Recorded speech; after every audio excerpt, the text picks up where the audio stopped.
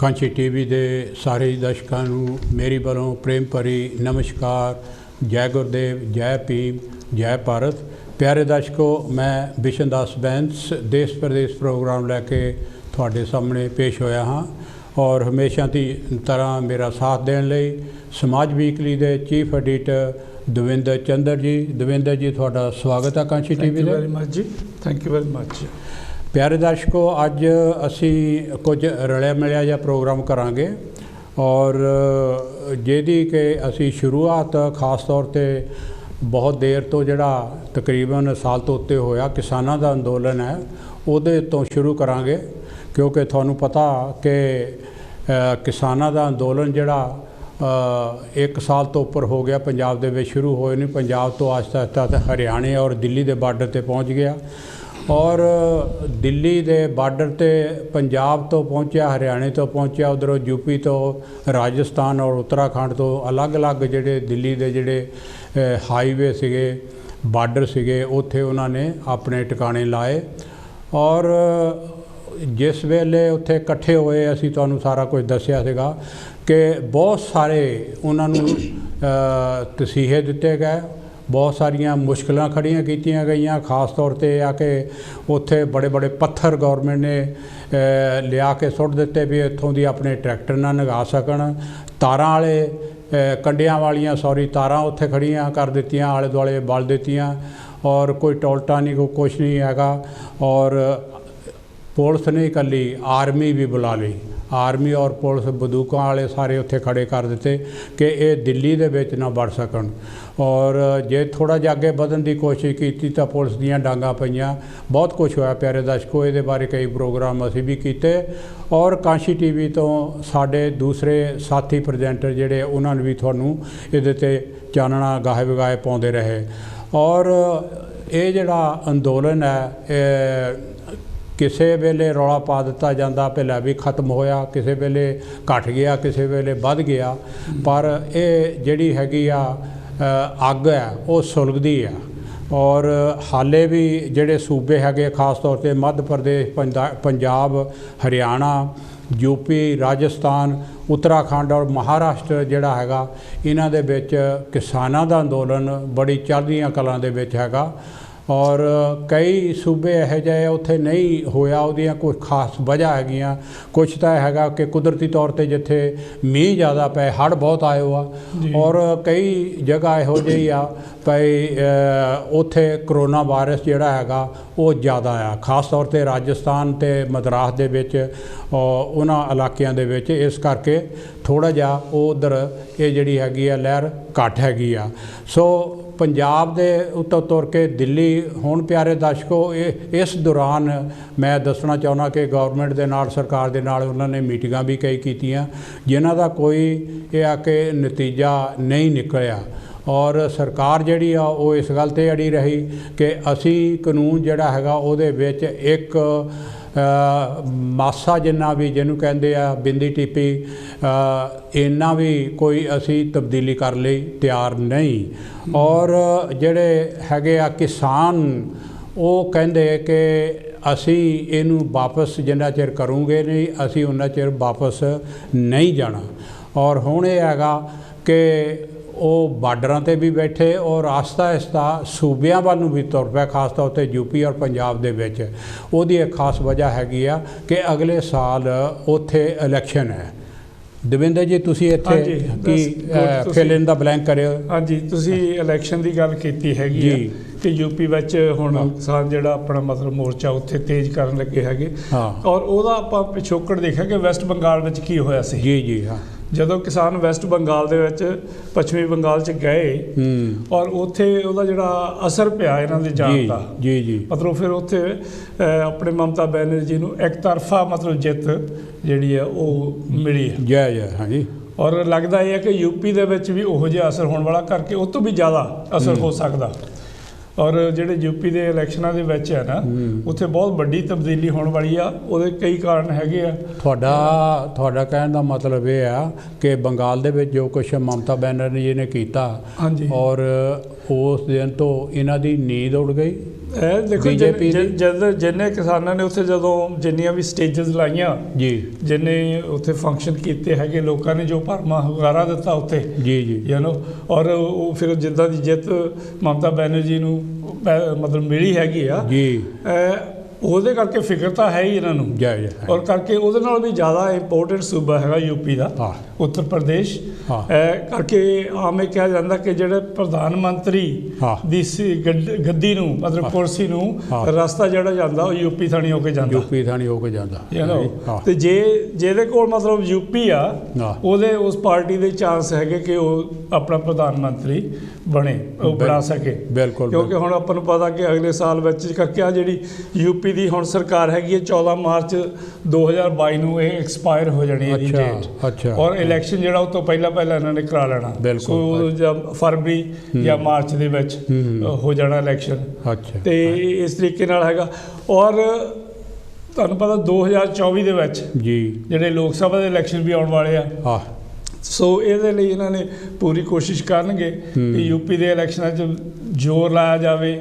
ਔਰ ਇਹਨਾਂ ਦੀ ਜਿਹੜੀ ਆਪਣੇ ਹਾਲਾਤ ਹੈਗੀ ਆ ਉਹ ਬੜੀ ਪਤਲੀ ਆ, ਜੋ ਵਾਅਦੇ ਕਰਕੇ ਸਰਕਾਰ 'ਚ ਆਏ ਸੀਗੇ ਨਾ ਤਾਂ ਸੈਂਟਰ ਗਵਰਨਮੈਂਟ ਨੇ ਔਰ ਨਾ ਯੂਪੀ ਗਵਰਨਮੈਂਟ ਨੇ, ਉਹਨਾਂ ਦੇ ਪੂਰੇ ਉਤਰੇ ਨਹੀਂ ਹੈਗੇ ਯੂ ਨੋ। ਕਾਫੀ ਕੁਛ ਹੈਗਾ ਜਿਹਦੇ ਬਾਰੇ ਆਪਾਂ ਚਰਚਾ ਕਰ ਸਕਦੇ ਹਾਂ, ਬਿਲਕੁਲ ਕਰਾਂਗੇ ਵੀ। ਸੋ ਹਾਲੇ ਹਾਲਾਤ ਇਹ ਆ ਕਿ ਹਾਲੇ ਜਿਹੜਾ ਕਿਸਾਨਾਂ ਦਾ ਮੋਰਚਾ ਹੈਗਾ, ਔਰ ਜਿੱਦਾਂ ਹੁਣ ਕਰਨਾਲ ਦੇ ਵਿੱਚ ਜੋ ਹੋਇਆ, ਯੂ ਨੋ ਕਰਨਾਲ ਦੇ ਵਿੱਚ ਜਿਹੜਾ SDM ਸੀਗਾ ਉਹ ਸ਼ਰੇਆਮ ਮਤਲਬ ਕਹਿੰਦਾ ਕਿ ਇਹਨਾਂ ਨੂੰ ਮਤਲਬ ਜਿਹੜਾ ਵੀ ਬੰਦਾ ਕਹਿੰਦਾ ਇੱਥੋਂ ਲੰਘਦਾ ਉਹਦਾ ਸਿਰ ਫਟਿਆ ਹੋਣਾ ਚਾਹੀਦਾ, ਸੁੱਕਾ ਨਹੀਂ ਲੰਘਣਾ ਚਾਹੀਦਾ, ਚਮੜੀ ਉਦਾੜਦੇ। ਉਹ ਮਤਲਬ ਇੱਦਾਂ ਲੱਗਦਾ ਕਿ ਜਿੱਦਾਂ ਉਹਨਾਂ ਨੇ ਆਪ, ਉਹਨਾਂ ਨੂੰ ਪਤਾ ਕਿ ਕਈ ਬੰਦੇ ਵੀਡੀਓ ਬਣਾ ਰਹੇ ਆ, ਉਹਨਾਂ ਨੇ ਅਟੈਂਸ਼ਨਲੀ ਉਹ ਬੋਲ ਕੇ ਵੀਡੀਓ ਬਣਾ ਕੇ ਵਾਇਰਲ ਕੀਤੀ ਆ ਕਿ ਕਿਸਾਨਾਂ ਨੂੰ ਡਰਾਇਆ ਜਾਵੇ ਕਿ ਜੇ ਤੁਸੀਂ ਇਹੋ ਜਿਹਾ ਕੰਮ ਕਰੋਗੇ ਤਾਂ ਤੁਹਾਡੇ ਨਾਲ ਸਖਤੀ ਵਰਤੀ ਜਾ ਸਕਦੀ ਆ, ਔਰ ਸਖਤੀ ਉਹਨਾਂ ਨੇ ਵਰਤੀ ਵੀ ਹੈਗੀ ਆ।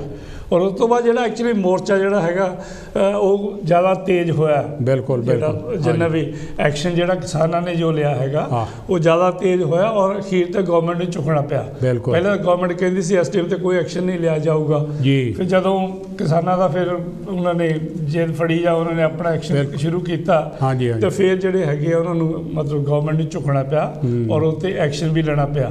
ਸੋ ਇਸ ਤਰੀਕੇ ਨਾਲ, ਔਰ ਫਿਰ ਪੰਜਾਬ ਦੇ ਵਿੱਚ ਵੀ ਕਿਸਾਨਾਂ ਨੇ ਕਾਫੀ ਕਈ ਜਗ੍ਹਾ ਦੇ ਉੱਤੇ ਜਿਹੜੇ ਟੋਲ ਪਲਾਜ਼ਾ ਹੈਗੇ ਆ ਜਾਂ ਹੋਰ ਮੁਜ਼ਾਹਰੇ ਕੀਤੇ ਹੈਗੇ ਆ, ਔਰ ਅਮਰਿੰਦਰ ਸਿੰਘ ਹੁਣੀ ਜਿਹੜੇ ਚੀਫ ਮਿਨਿਸਟਰ ਪੰਜਾਬ ਦੇ ਹੈਗੇ, ਕੈਪਟਨ ਅਮਰਿੰਦਰ ਸਿੰਘ, ਉਹ ਵੀ ਦੁਖੀ ਲੱਗਦੇ ਆ, ਉਹ ਵੀ ਦੁਖੀ ਆ, ਔਰ ਉਹ ਵਿੱਚ ਵਿਚਾਲੇ ਆ, ਉਹ ਨਾ ਤਾਂ ਇਹਨਾਂ ਦਾ ਸਾਥ ਦੇ ਸਕਦੇ ਆ ਨਾ ਉਹ BJP ਦਾ ਸਾਥ ਦੇ ਸਕਦੇ ਆ। ਹੁਣ ਉਹ ਕਹਿੰਦੇ ਸੀ ਵੀ ਤੁਸੀਂ ਜਿਹੜਾ ਮੁਜ਼ਾਹਰੇ ਜਿਹੜਾ ਕਰਦੇ ਤੁਸੀਂ ਦਿੱਲੀ ਕਰੋ, ਪੰਜਾਬ ਤੋਂ ਬਾਹਰ ਕਰੋ, ਵੀ ਪੰਜਾਬ ਦਾ ਮਾਹੌਲ ਜਿਹੜਾ ਪੰਜਾਬ ਦੀ ਤਰੱਕੀ ਜਿਹੜੀ ਆ ਉਹ ਨਾ ਖਰਾਬ ਹੋਵੇ। ਪਰ ਤਰੱਕੀ ਪਤਾ ਨਹੀਂ 5 ਸਾਲਾਂ 'ਚ ਉਹਨਾਂ ਨੇ ਕਿਹੜੀ ਕੀਤੀ ਹੈਗੀ, ਪਿਛਲੇ 20 ਤਾਂ ਹੈ ਨਹੀਂ, ਹਾਲਾਤ ਉਹਨਾਂ ਦੇ ਵੀ ਯੂਪੀ ਵਾਲਾ ਹਿਸਾਬ ਆ, ਪਰ ਜਿਹੜਾ ਯੂਪੀ ਦੇ ਵਿੱਚ ਹੈਗਾ ਜਿਹੜੇ ਉਹ ਬੜਬੋਲੇ ਆ ਜਿਹੜੇ ਜੋਗੀ ਜੋ ਹੈਗੇ ਸੋ ਕਾਲਡ ਆਦਿੱਤਿਆਨਾਥ ਜੀ, ਮਤਲਬ ਉਹਨਾਂ ਦੀ ਭਾਸ਼ਾ ਦੇਖੋ ਤਾਂ ਬੜੀ ਭੱਦੀ ਆ, ਮਤਲਬ ਇੱਕ ਪੜ੍ਹਿਆ ਲਿਖਿਆ ਵਾਲੀ ਭਾਸ਼ਾ ਹੀ ਨਹੀਂ ਹੈ। ਆਪਾਂ ਨਾ ਥੋੜ੍ਹਾ ਜਿਹਾ ਨਾ ਇਹ ਇੱਥੇ ਮੁੜ ਕੇ ਆਉਂਦੇ ਆ, ਮਾੜਾ ਜਿਹਾ ਤੁਸੀਂ ਮੈਨੂੰ ਇੱਕ ਚਾਂਸ ਦਿਓ ਮਾੜਾ ਜਿਹਾ। ਠੀਕ ਹੈ ਜੀ। ਇੱਕ ਦੋ ਗੱਲਾਂ ਜਿਹੜੀਆਂ ਪਿਆਰੇ ਦਰਸ਼ਕੋ ਮੈਂ ਦੱਸਣੀ ਚਾਹੁੰਦਾ ਹੈਗਾ ਕਿ ਕਿਸਾਨ ਜਿਹੜੇ ਆ, ਅਸੀਂ ਅੱਗੇ ਵੀ ਦੱਸਿਆ ਕਿ ਮੇਨ ਮੁੱਦੇ ਕੀ ਆ, ਜਿਹੜੇ ਕਾਨੂੰਨ 3 ਹੈਗੇ ਆ, ਕਾਲੇ ਕਾਨੂੰਨ ਜਿਨ੍ਹਾਂ ਨੂੰ ਕਹਿੰਦੇ ਆ, ਉਹ ਹੈ ਕੀ, ਉਹਨਾਂ ਦੇ ਵਿੱਚ ਹੈ ਕੀ, ਬਹੁਤ ਲੰਬਾ ਚੌੜਾ ਆ। ਪਰ 2 ਗੱਲਾਂ ਮੈਂ ਦਵਿੰਦਰ ਜੀ ਦੱਸਣੀਆਂ ਚਾਹੁੰਦਾ, ਦੱਸੀਆਂ ਅੱਗੇ ਵੀ ਦੁਹਰਾਉਣੀਆਂ ਚਾਹੁੰਦਾ। ਇੱਕ ਤਾਂ MSP ਮਿਨੀਮਮ ਸਪੋਰਟ ਪ੍ਰਾਈਸ, ਇਹ ਕੀ ਹੁੰਦੀ ਆ? ਇਹ ਹਿਸਟਰੀ ਇਹਦੀ ਆ ਕਿ ਬਹੁਤ ਪੁਰਾਣੀ ਹੈਗੀ ਆ। 1965 ਦੇ ਵਿੱਚ ਲਾਲ ਬਹਾਦਰ ਸ਼ਾਸਤਰੀ ਨੇ ਇੱਕ FCI food cooperation of India ਜਿਹੜਾ ਸੈਟਅਪ ਕੀਤਾ ਸੀ ਜੀ। 1965 ਦੇ ਵਿੱਚ ਲਾਲ ਬਹਾਦਰ ਸ਼ਾਸਤਰੀ ਨੇ FCI food cooperation of India ਜਿਹੜਾ ਸੈਟਅਪ ਕੀਤਾ ਸੀ। ਨਾਰਾ ਵੀ ਦਿੱਤਾ ਹੈ ਜੈ ਜਵਾਨ ਜੈ ਕਿਸਾਨ, ਜੈ ਜਵਾਨ ਜੈ, ਮਤਲਬ ਫੇਵਰ ਦੇ ਕਈ ਕਾਨੂੰਨ ਬਣਾ ਕੇ ਉਹਨੂੰ ਫਾਇਦਾ ਦੇਣ ਦੀ ਕੋਸ਼ਿਸ਼ ਕੀਤੀ। ਔਰ ਜਿਹੜਾ FCI ਹੈਗਾ ਫੂਡ ਕੋਆਪਰੇਸ਼ਨ ਆਫ ਇੰਡੀਆ, ਇਹ ਪਿਆਰੇ ਦਰਸ਼ਕੋ 2 ਕੰਮ ਕਰਦਾ ਸੀ। ਇੱਕ ਤਾਂ ਇਹ ਆ ਕਿ ਜਿਹੜੀ ਮਿਨੀਮਮ ਪ੍ਰਾਈਸ ਹੈਗੀ ਆ ਉਹ ਸੈੱਟ ਕਰਦਾ ਹੈਗਾ ਜੀ। ਠੀਕ ਹੈ, ਗੌਰਮੈਂਟ ਆਪਣੀ ਕੱਲੀਆਂ ਬੋਲਦੀਆਂ ਸੀ, ਪਰ ਉਹ ਆਉਂਦਾ ਉਹਨਾਂ ਦੇ ਕੋਲੋਂ ਸੀਗਾ ਜੀ। ਜਿਹੜਾ food cooperation of India minimum price set ਕਰਦਾ, ਔਰ ਨਾਲ ਹੀ ਇਹ ਹੈ ਕਿ ਫੂਡ ਕੋਆਪਰੇਸ਼ਨ ਆਫ ਇੰਡੀਆ ਜਿਹੜਾ ਉਹ ਮੰਡੀਆਂ 'ਚੋਂ ਦਾਣਾ ਜਿਹੜਾ ਹੈਗਾ ਉੱਥੋਂ ਚੱਕਦਾ ਸੀ, ਬਾਈ ਕਰਦਾ ਹੈਗਾ। ਔਰ ਹੋਇਆ ਕੀ ਇਹ ਆ ਕਿ ਉਹਨਾਂ ਨੂੰ ਹਰ ਸਾਲ ਸਰਕਾਰਾਂ ਇੱਕ ਸਬਸਿਡੀ ਦਿੰਦੀ ਸੀ। ਉਹ ਕਹਿੰਦੇ ਹੈਗੇ ਆ ਕਿ ਫੂਡ ਸਬਸਿਡੀ ਆਫ ਬਜਟ, ਜਿਹੜਾ ਬਜਟ ਦੇ ਵਿੱਚ ਫੂਡ ਲਈ ਸਬਸਿਡੀ ਗੌਰਮੈਂਟ ਨੇ ਰੱਖੀ ਹੁੰਦੀ ਆ। ਉਹ ਹੁੰਦੀ ਆ ਵੀ ਫੂਡ ਕੋਆਪਰੇਸ਼ਨ ਆਫ ਇੰਡੀਆ ਲਈ ਨਹੀਂ ਇਕੱਲੀ ਹੁੰਦੀ, ਉਹ ਇਹੋ ਜਿਹੇ ਜਿੱਥੇ ਵੀ ਕਿਤੇ ਜ਼ਿਆਦਾ ਜ਼ਰੂਰਤ ਹੋਵੇ, ਜਿਸ ਤਰ੍ਹਾਂ ਹੁਣ ਪਿਛਲੀ ਦਫਾ ਲੋਕਡਾਊਨ ਹੋਇਆ, ਲੋਕ ਸੜਕਾਂ 'ਤੇ ਚਲੇ ਗਏ, ਉਹਨਾਂ ਨੂੰ ਫੂਡ ਦੇਣਾ। ਜਾਂ ਜਿਹੜਾ ਹੈਗਾ ਸਰਕਾਰਾਂ ਪ੍ਰੋਮਿਸ ਕਰਦੀਆਂ ਕਿ 10 ਕਿਲੋ ਜੀ ਕਣਕ ਅਤੇ 2 ਕਿਲੋ ਜੀ ਦਾਲਾਂ ਹੈ ਜੀ, ਆਟਾ ਦਾਣ ਜਿਹੜਾ ਦਿੰਦੇ ਆ, ਉਹ ਜਿਹੜਾ ਹੈਗਾ ਉਹ ਜਿਹੜਾ ਫੂਡ ਸਬਸਿਡੀ ਹੈਗੀ ਆ ਉਹਦੇ ਵਿੱਚੋਂ ਜਾਂਦਾ। ਸੋ ਇਹ ਇੱਕ ਕੰਪਲੀਕੇਟਡ ਜਿਹਾ ਹੈਗਾ। ਔਰ ਜਿਹੜੀ ਉਹ ਸਬਸਿਡੀ ਸੀਗੀ ਇਹ ਲਾਲ ਬਹਾਦਰ ਸ਼ਾਸਤਰੀ ਦੇ ਟਾਈਮ 'ਤੇ ਉਹ 100% ਸੀ। ਆਹਿਸਤਾ ਆਹਿਸਤਾ ਉਹ ਜਿਹੜੀ ਸਬਸਿਡੀ ਆ ਪਿਆਰੇ ਦਰਸ਼ਕੋ ਉਹ ਘਟਾਉਂਦੇ ਗਏ। ਘਟਾਉਣ ਦਾ ਮਤਲਬ ਇਹ ਆ ਕਿ ਫੂਡ ਕੋਆਪਰੇਸ਼ਨ ਆਫ ਇੰਡੀਆ ਨੂੰ ਘੱਟ ਪੈਸੇ ਮਿਲਣੇ ਸ਼ੁਰੂ ਹੋ ਗਏ ਜੀ। ਔਰ ਜਿਹੜੇ ਘੱਟ ਪੈਸੇ ਮਿਲਣੇ ਸ਼ੁਰੂ ਹੋ ਗਏ, ਫੂਡ ਕੋਆਪਰੇਸ਼ਨ ਆਫ ਇੰਡੀਆ ਨੂੰ ਉਹਦੇ ਸਿਰ ਇਹ ਆ ਕਿ ਉਹਨਾਂ ਨੂੰ ਬਾਹਰੋਂ ਜਿਹੜਾ ਹੈਗਾ ਕਰਜ਼ਾ ਲੈਣਾ ਪਿਆ। ਔਰ ਕਰਜ਼ਾ ਲੈਣਾ ਜਿਹੜਾ ਸ਼ੁਰੂ ਕੀਤਾ ਉਹਨਾਂ ਨੇ ਤਕਰੀਬਨ 2009 ਦੇ ਵਿੱਚ, 2010, 11, 12, 13 ਦੇ ਵਿੱਚ ਪਿਆਰੇ ਦਰਸ਼ਕੋ ਮੈਂ ਇੱਥੋਂ ਤੁਹਾਨੂੰ ਥੋੜ੍ਹਾ ਜਿਹਾ ਦੱਸਦਾ। 2013 ਦੇ ਵਿੱਚ ਹਾਲੇ ਕਾਂਗਰਸ ਸਰਕਾਰ ਸੀਗੀ। ਫੂਡ ਸਬਸਿਡੀ ਜਿਹੜੀ ਉਸ ਟਾਈਮ 'ਤੇ ਵੀ ਜਿਹੜੀ ਹੈਗੀ ਆ ਫੂਡ ਕੋਆਪਰੇਸ਼ਨ ਨੂੰ ਜਿਹੜੀ ਮਿਲਦੀ ਸੀਗੀ, ਉਹ ਉਸ ਟਾਈਮ 'ਤੇ ਵੀ ਕੱਟੀ ਗਈ ਸੀਗੀ ਔਰ ਕਾਂਗਰਸ ਦੇ ਰੂਲ ਦੇ ਵਿੱਚ। ਔਰ 13 ਦੇ ਵਿੱਚ ਸਰਦਾਰ ਮੋਹਨ ਸਿੰਘ ਪ੍ਰਾਈਮ ਮਿਨਿਸਟਰ ਸੀਗਾ, ਉਹਦੇ ਟਾਈਮ ਦੇ ਉੱਤੇ ਜਿਹੜਾ FCI ਉਹਦਾ ਜਿਹੜਾ ਘਾਟਾ ਸੀਗਾ ਔਰ ਉਹਨੂੰ ਕਰਜ਼ਾ ਜਿਹੜਾ ਲੈਣਾ ਪੈ ਰਿਹਾ ਸੀਗਾ, ਕਰਜ਼ਾ ਸੀਗਾ 91,401 ਕਰੋੜ ਜੀ 2013 'ਚ। 2015 ਜਿਹੜਾ ਹੈਗਾ BJP ਦੀ ਸਰਕਾਰ ਆ ਜਾਂਦੀ, ਮੋਟਾ ਤੁਹਾਨੂੰ ਦੱਸਦਾ। 13 ਦੇ ਵਿੱਚ 1,32,000 ਕਰੋੜ 1,32,000 ਕਰੋੜ ਇਹ ਉਹਨਾਂ ਨੂੰ ਘਾਟਾ ਪੈਂਦਾ ਸੀਗਾ, ਉਹ ਕਰਜ਼ਾ ਲੈਂਦੇ ਗਏ। ਔਰ ਫਿਰ ਹੈਗਾ 2016 ਦੇ ਵਿੱਚ, 2018 ਦੇ ਵਿੱਚ 24,32,000 ਕਰੋੜ ਉਹਨਾਂ ਨੇ ਕਰਜ਼ਾ ਲਿਆ। ਪਿਛਲੇ ਸਾਲ ਉਹਨਾਂ ਦਾ ਕਰਜ਼ਾ ਜਿਹੜਾ ਹੈ 31,15,000 ਕਰੋੜ। ਦੇਖੋ ਕਿੰਨਾ ਹੈਗਾ ਹੈ ਜੀ। ਤਕਰੀਬਨ 90,000 ਕਰੋੜ ਤੋਂ 31,15,000 ਕਰੋੜ ਜਿਹੜਾ ਹੈਗਾ ਉਹ ਕਰਜ਼ਾ ਲਿਆ। ਜਿਹੜੇ ਉਹ ਕਰਜ਼ਾ ਲੈਣਾ ਪੈਂਦਾ, ਉਹਦੇ ਨਾਲ ਹੀ ਇੱਕ ਹੋਰ ਵੀ ਆ ਕਿ ਇੰਨਾ ਕਰਜ਼ਾ ਉਹਨਾਂ ਦੇ ਸਿਰ ਪਿਛਲੇ ਸਾਲ ਸੀਗਾ। ਔਰ ਇੱਕ ਉਹਨਾਂ ਨੇ ਇਹ ਹੈਗਾ ਨੈਸ਼ਨਲ ਸਮੋਲ ਸੇਵਿੰਗਸ ਫੰਡ, ਉਹਨਾਂ ਦੇ ਕੋਲੋਂ ਵੀ ਕਰਜ਼ਾ ਲਿਆ ਹੈਗਾ, ਉਹ ਹੈਗਾ 2 ਲੱਖ ਕਰੋੜ। ਸੋ ਪਾ ਲਾ ਕੇ ਲੱਖਾਂ ਦੇ ਹਿਸਾਬ ਦੇ ਨਾਲ ਜਿਹੜੀ FCI ਹੈਗੀ ਆ ਉਹਦੇ ਸਿਰ ਕਰਜ਼ਾ। ਉਹ ਕਰਜ਼ਾ ਕਿਉਂ ਵਧਾਇਆ ਗਿਆ? ਉਹਦੇ 2 ਰੀਜ਼ਨ ਹੈ।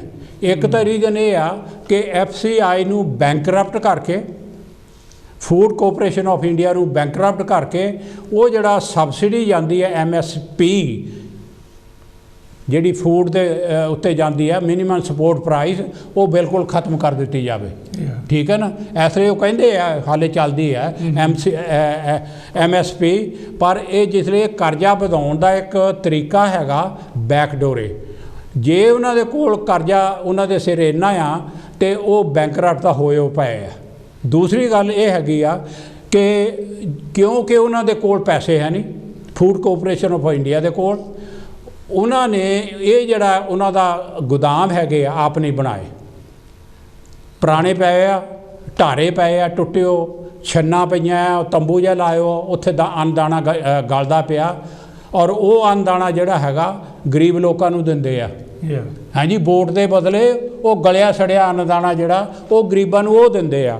ਅੱਛਾ, ਉਹ ਜਿਹੜਾ ਦਾਣਾ ਹੈਗਾ, ਉਸ ਦਾਣੇ ਨੂੰ ਇਹ ਆ ਕਿ ਪ੍ਰਾਈਵੇਟ ਜਿਹੜੇ ਗੋਦਾਮ ਬਣਾਇਓ ਆ, ਅਡਾਨੀ ਅੰਬਾਨੀ, ਤੁਹਾਨੂੰ ਪਤਾ ਪਿਆਰੇ ਦਰਸ਼ਕੋ, ਇਹ ਜ਼ਿਆਦਾ ਜਿਸਲੇ ਰੌਲਾ ਪਿਆ ਸੀਗਾ ਹਰਿਆਣੇ ਪ੍ਰਾਂਤ ਦੇ ਵਿੱਚ, ਉਹ ਗੋਦਾਮ ਦਿਖਾਉਂਦੇ ਸੀਗੇ। ਹਾਂਜੀ, ਉਹਨਾਂ ਗੋਦਾਮਾਂ ਦੇ ਵਿੱਚ ਇਹ ਜਿਹੜਾ ਫੂਡ ਕੋਆਪਰੇਸ਼ਨ ਆਫ ਇੰਡੀਆ ਹੈਗਾ, ਇਹ ਉਹਨਾਂ ਗੋਦਾਮਾਂ ਦੇ ਵਿੱਚ ਜਿਹੜਾ ਆਪਣਾ ਹੈਗਾ ਸੌਰੀ ਦਾਣੇ ਹੈਗੇ ਉੱਥੇ ਉਹ ਇਹ ਜਮ੍ਹਾਂ ਕਰਦੇ, ਇਹਨਾਂ ਦੇ ਕੋਲ ਆਪਣੇ ਗੋਦਾਮ ਹੈ ਨਹੀਂ। ਇਹਦਾ ਮਤਲਬ ਇਹ ਆ ਕਿ ਜਿਹੜਾ ਹੈਗਾ 3 ਬਿੱਲ ਕਾਨੂੰਨ ਦੇ ਉਹ ਲਾਗੂ ਹੋਣ ਤੋਂ ਪਹਿਲਾਂ ਹੀ ਉਹਦਾ ਇੰਤਜ਼ਾਮ ਇਹ ਕੀਤਾ ਆ ਕਿ ਕੌਣ ਟੇਕ ਓਵਰ ਕਰੇਗਾ। ਅਡਾਨੀ ਅੰਬਾਨੀ ਦੇ ਗੋਦਾਮ ਪਹਿਲਾਂ ਹੀ ਬਣੇ ਹੋ ਆ ਔਰ ਉਹ ਗੋਦਾਮਾਂ ਦੇ ਵਿੱਚ ਇੰਤਜ਼ਾਮ ਕੌਣ ਕਰਦਾ ਪਿਆਰੇ ਦਰਸ਼ਕੋ, ਜਿਸਲੇ ਤੂੰ ਸਾਡਾ ਜਿਹੜਾ ਦਾਣਾ ਹੁੰਦਾ ਫੂਡ ਕਾਰਪੋਰੇਸ਼ਨ ਆਫ ਇੰਡੀਆ ਦਾ ਦਾਣਾ ਹੈਗਾ ਉਹ ਗੋਦਾਮਾਂ 'ਚ ਜਾ ਕੇ ਲੋਡ ਕਰਦਾ, ਅਨਲੋਡ ਕਰਦਾ, ਉਹਦੀ ਦੇਖਭਾਲ ਕਰਦਾ। ਗੌਰਮੈਂਟ ਸਰਵਿਸ ਜਿਹੜੇ ਹੈਗੇ ਇੰਪਲੋਈਜ਼ ਹੈਗੇ ਆ ਉਹ ਇੰਟਰਨਲੀ ਕਿਸੇ ਨੂੰ ਦੱਸਦੇ ਨਹੀਂ, ਪੈਸਾ ਜਾਂਦਾ, ਤਨਖਾਹਾਂ ਜਾਂਦੀਆਂ ਸਰਕਾਰ ਕੋਲੋਂ ਔਰ ਗੋਦਾਮਾਂ 'ਚ ਕੰਮ ਕਰਦੇ ਅਡਾਨੀ ਔਰ ਅੰਬਾਨੀ ਦਾ। ਇੱਕ ਤਾਂ ਇਹ ਹੈਗਾ ਫੂਡ ਕਾਰਪੋਰੇਸ਼ਨ ਆਫ ਇੰਡੀਆ ਦੀ ਜਿਹੜੀ ਹੈਗੀ ਆ FCI ਦਾ ਇੱਕ ਕੌਂਸਲ। ਔਰ ਦੂਸਰੀ ਗੱਲ ਇਹ ਹੈਗੀ ਆ ਕਿ ਉਹ ਇਹ ਆ ਕਿ ਕੰਟਰੈਕਟ ਫਾਰਮਿੰਗ ਇੰਟਰੋਡਿਊਸ ਕਰਨਾ ਚਾਹੁੰਦੇ ਆ ਲਾਅ ਦੇ ਵਿੱਚ। ਜਿਹੜਾ 3 ਕ੍ਰਿਸ਼ੀ ਕਾਨੂੰਨ ਹੈਗੇ ਆ, ਐਗਰੀਕਲਚਰ ਲਾਅ ਹੈਗੇ ਆ, ਉਹਦੇ ਵਿੱਚ ਉਹ ਕਹਿੰਦੇ ਆ ਕਿ ਕੰਟਰੈਕਟ ਫਾਰਮਿੰਗ ਕੀ ਹੋਏਗਾ? ਉਹ ਇਹ ਆ ਕਿ ਜਿਹੜੇ ਛੋਟੇ ਜ਼ਿਮੀਂਦਾਰ ਹੈ ਉਹਦਾ ਜਿਹੜਾ ਦਾਣਾ ਹੈਗਾ ਉਹ ਬੜੇ ਜਿਹੜੇ ਹੈਗੇ ਆ ਵਪਾਰੀ ਅਡਾਨੀ ਅੰਬਾਨੀ ਉਹ ਨਹੀਂ ਖਰੀਦੂਗੇ। ਉਹਨਾਂ ਲਈ ਛੋਟੇ ਛੋਟੇ ਦਲਾਲ ਹੈਗੇ ਆ, ਉਹ ਦਲਾਲ ਖਰੀਦ ਕੇ ਅਡਾਨੀ ਅੰਬਾਨੀ ਨੂੰ ਗਾਹਾਂ ਦੇਊਗਾ ਹੈ ਜੀ, ਜਾਂ ਆਪਣੇ ਦੁਕਾਨਾਂ 'ਤੇ ਲੋਕਾਂ ਨੇ ਜਿਹੜੇ ਖਰੀਦਣਾ ਉਹਨਾਂ ਨੂੰ ਵੇਚੇਗਾ। ਪਰ ਉਹ ਜਿਹੜੇ ਕੰਟਰੈਕਟ ਫਾਰਮਿੰਗ ਵਾਲੇ ਆ ਉਹ ਕੀ ਕਰੂਗੇ? ਛੋਟੇ ਜਿਹੜੇ ਹੈਗੇ ਆ ਜ਼ਿਮੀਂਦਾਰ, ਉਹਦਾ ਇਹ ਆ ਕਿ ਉਹ ਕਹਿੰਦੇ ਆ ਵੀ ਆਪਾਂ 4 5 10 ਜ਼ਿਮੀਂਦਾਰ ਇਕੱਠੇ ਹੋ ਕੇ ਆਪਾਂ ਇੱਕ ਜਿੱਦਾਂ ਕੋਆਪਰੇਟਿਵ ਬਣਾ ਲਈਏ। ਤੁਸੀਂ ਕੰਟਰੈਕਟ ਫਾਰਮਰ ਦੇ ਉਹਨਾਂ ਨੇ ਇੱਕ ਕੰਟਰੈਕਟ ਸਾਈਨ ਕਰਾ ਲੈਂਦੇ ਆ ਭਈ ਤੁਹਾਨੂੰ ਸਹੂਲਤਾਂ ਦੇਵਾਂਗੇ। ਸਹੂਲਤਾਂ ਕੀ ਦਿਓਗੇ ਪਿਆਰੇ ਦਰਸ਼ਕੋ? ਇਹ ਆ ਕਿ ਤੁਹਾਨੂੰ ਬਿਜਲੀ ਮਿਲੇਗੀ, ਤੁਹਾਨੂੰ ਪਾਣੀ ਮਿਲੇਗਾ, ਤੁਹਾਨੂੰ ਖਾਦ ਮਿਲੇਗੀ, ਤੁਹਾਨੂੰ ਨਿਊ ਟੈਕਨੋਲੋਜੀ ਮਿਲੇਗੀ, ਬੀਜ ਮਿਲੂਗਾ, ਨਿਊ ਟੈਕਨੋਲੋਜੀ ਮਿਲੇਗੀ। ਫਾਰਮ ਦੇ ਜਿਹੜੇ ਹੈਗੇ ਨਵੇਂ ਤਰੀਕੇ ਜਿਹੜੇ ਹੈਗੇ ਆ ਉਹ ਮਤਲਬ ਤੁਹਾਡੀ ਪੈਦਾਇਸ਼ ਜਿਹੜੀ ਹੈਗੀ ਆ ਪੈਦਾਵਾਰ ਵਧਾਉਣ ਲਈ। ਪਰ ਐਕਚੁਅਲੀ ਹੋਣ ਦਾ ਕੀ ਡਰ ਇਹ ਹੈਗਾ ਕਿ ਜਿਸਲੇ ਇੰਨਾ ਕੁਛ ਉਹਨਾਂ ਨੇ ਦੇਣਾ ਹੈਗਾ, ਭਈ ਬਿਜਲੀ ਦਿੱਤਾ, ਪਾਣੀ ਦਿੱਤਾ, ਖਾਦ ਦਿੱਤੀ, ਨਵੇਂ ਬੀਜ ਦਿੱਤੇ, ਟੈਕਨੋਲੋਜੀ ਦਿੱਤੀ, ਕੋਈ ਮੁਫਤ ਦਾ ਦਿੰਦਾ ਨਹੀਂ ਹੈਗਾ। ਕੰਟਰੈਕਟ ਫਾਰਮਿੰਗ ਜਿਹੜਾ ਉਹ ਬਣਾਉਣਾ ਹੈਗਾ ਉਹ ਗੁਰਦੁਆਰਾ ਥੋੜ੍ਹਾ ਬਣਾਉਣਾ ਵੀ ਜਿਹੜਾ ਮਰਜ਼ੀ ਜਾ ਕੇ ਰੋਟੀ ਖਾਇਆ ਵੇ। ਉਹਨਾਂ ਨੇ ਉਹਦੇ ਬਦਲੇ ਪੈਸੇ ਲੈਣੇ ਆ। 5 ਕਮਾ 4 ਕਮਾ 10 ਕਮਾ ਵਾਲੇ ਦਾ ਜਿਹੜਾ ਅੱਧਾ ਤਾਂ ਉਹਨਾਂ ਨੇ ਇਸ ਗੱਲ 'ਚ ਲੈ ਜਾਣਾ ਪਿਆਰੇ ਦਰਸ਼ਕੋ। ਅੱਧ ਜਿਹੜਾ ਹੈਗਾ ਉਹ ਹੈਗਾ ਕਿ ਪਿੱਛੇ ਨਿਆਣਿਆਂ ਲਈ ਵੀ ਖਾਣ ਲਈ ਚਾਹੀਦਾ, ਉਹਨਾਂ ਦੇ ਆਪਣੇ ਟੱਬਰ ਲਈ ਵੀ ਚਾਹੀਦਾ। ਉਹਨਾਂ ਨੂੰ ਇੱਕ ਕਿਸਮ ਦਾ ਇਹਨਾਂ ਨੇ ਆਹਿਸਤਾ ਕਰਜ਼ਾਈ ਬਣਾ ਕੇ ਕਹਿਣਾ ਕਿ ਤੁਹਾਡੇ 5 ਕਮਾ ਹੈਗੇ ਆ, ਤੁਹਾਨੂੰ ਰੋਟੀ ਪਾਣੀ ਇੱਥੋਂ ਮਿਲੀ ਜਾਂਦਾ, ਅਸੀਂ ਤੁਹਾਨੂੰ ਇੰਪਲੋਇਮੈਂਟ ਦਿੰਦੇ ਆ, ਤਾਂ ਤੁਸੀਂ ਇਹ ਜਿਹੜੇ ਹੈਗਾ ਪਟਾ ਲਿਖ ਦਿਓ ਸਾਨੂੰ ਸਾਹਮਣੇ ਨਾ। ਉਹ ਜਿਹੜੇ ਕੰਟਰੈਕਟ ਫਾਰਮ ਵਾਲੇ ਆ ਉਹਨਾਂ ਨੇ ਆਹਿਸਤਾ ਜਿਹੜੇ ਸਮੋਲ ਕਿਸਾਨ ਹੈਗੇ ਆ ਜ਼ਿਮੀਂਦਾਰ, ਉਹਨਾਂ ਦੀ ਜ਼ਮੀਨ ਹੜੱਪਣ ਦੀ ਕੋਸ਼ਿਸ਼ ਕਰਨੀ। ਇਹ ਇੱਕ ਤਰੀਕਾ ਆ ਕੰਟਰੈਕਟ ਫਾਰਮਿੰਗ ਦਾ। ਜ਼ਿਮੀਂਦਾਰ ਇਸ ਗੱਲ ਨੂੰ ਸਮਝਦੇ ਆ ਕਿ ਛੋਟੇ ਜ਼ਿਮੀਂਦਾਰ ਜਿਹੜੇ ਆ ਉਹ ਤਾਂ ਪਹਿਲਾਂ ਹੀ ਖਰੀਦੇ ਪਏ ਆ ਔਰ ਬੜੇ ਜ਼ਿਮੀਂਦਾਰ ਜਿਹੜੇ ਹੈਗੇ ਆ ਉਹਨਾਂ ਦਾ ਜਿਹੜਾ ਹੈਗਾ MSP ਖਤਮ ਕਰਕੇ, ਮਿਨੀਮਮ ਸਪੋਰਟ ਪ੍ਰਾਈਸ ਖਤਮ ਕਰਕੇ ਉਹਨਾਂ ਨੂੰ ਬੜੇ ਜਿਹੜੇ ਹੈਗੇ ਵਪਾਰੀ ਉਹਨਾਂ ਦੇ ਕੋਲ ਤਬਦੀਲੀ ਕਰਨ ਦਾ ਇੱਕ ਟਕੌਂਸਲਾ ਹੈਗਾ। ਸੋ ਇਹ 2 ਗੱਲਾਂ ਜਿਹੜੀਆਂ ਹੈਗੀਆਂ ਬਹੁਤ ਹੀ ਘਾਤਕ ਹਨ ਜੀ। ਜਿਹੜੇ ਕ੍ਰਿਸ਼ੀ ਕਾਨੂੰਨ ਹੈ, ਐਗਰੀਕਲਚਰ ਲਾਅ ਆ, ਬਹੁਤ ਹੀ ਘਾਤਕ ਹਨ ਔਰ ਜਿਹਦੇ ਲਈ ਹਮੇਸ਼ਾ ਹੀ ਔਰਤਾਂ, ਬੱਚੇ ਔਰ ਜ਼ਿਮੀਂਦਾਰ ਉੱਥੇ ਆਪਣੇ ਅੱਡਿਆਂ 'ਤੇ ਬੈਠੇ ਆ।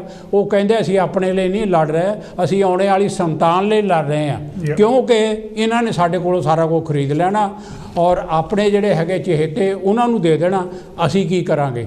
ਤੁਸੀਂ ਕੁਝ ਕਹਿਣਾ ਜੀ? ਦੇਖੋ ਜੇ ਤੁਸੀਂ ਗੱਲ ਜਿਹੜੀ ਕੀਤੀ ਹੈਗੀ ਬਹੁਤ ਵਧੀਆ ਕਿ ਫਸਲਾਂ ਦੀ ਲੜਾਈ ਨਹੀਂ ਹੈ, ਨਸਲਾਂ ਦੀ ਲੜਾਈ ਵੀ ਹੈ। ਬਿਲਕੁਲ ਔਰ ਜਿਹੜੇ ਇਹ ਹੈਗਾ ਐਕਚੁਅਲੀ ਪ੍ਰਾਈਵੇਟ ਹੱਥਾਂ ਦੇ ਵਿੱਚ ਸਾਰਾ ਕੁਝ ਦੇ ਕੇ ਮਤਲਬ ਪੂਰਾ ਕਬਜ਼ਾ ਕਰਕੇ ਜੋ ਉਹਨਾਂ ਨੇ ਸਮਾਨ ਆਪ ਹੀ ਉਹਨਾਂ ਨੇ ਬੀਜ ਦੇਣੇ, ਜਿਹੜੀ ਚੀਜ਼ ਕਹਿਣੀ ਉਹੀ ਬੀਜਣੀ ਪੈਣੀ, ਉਹਨਾਂ ਨੇ ਖਰੀਦਣੀ, ਮਤਲਬ ਫਿਰ ਉਹਨੇ ਸਟੋਰ ਕਰਨੀ ਆ, ਫਿਰ ਮਹਿੰਗੇ ਭਾਅ 'ਤੇ ਦੇਣੀ ਹੈਗੀ ਆ।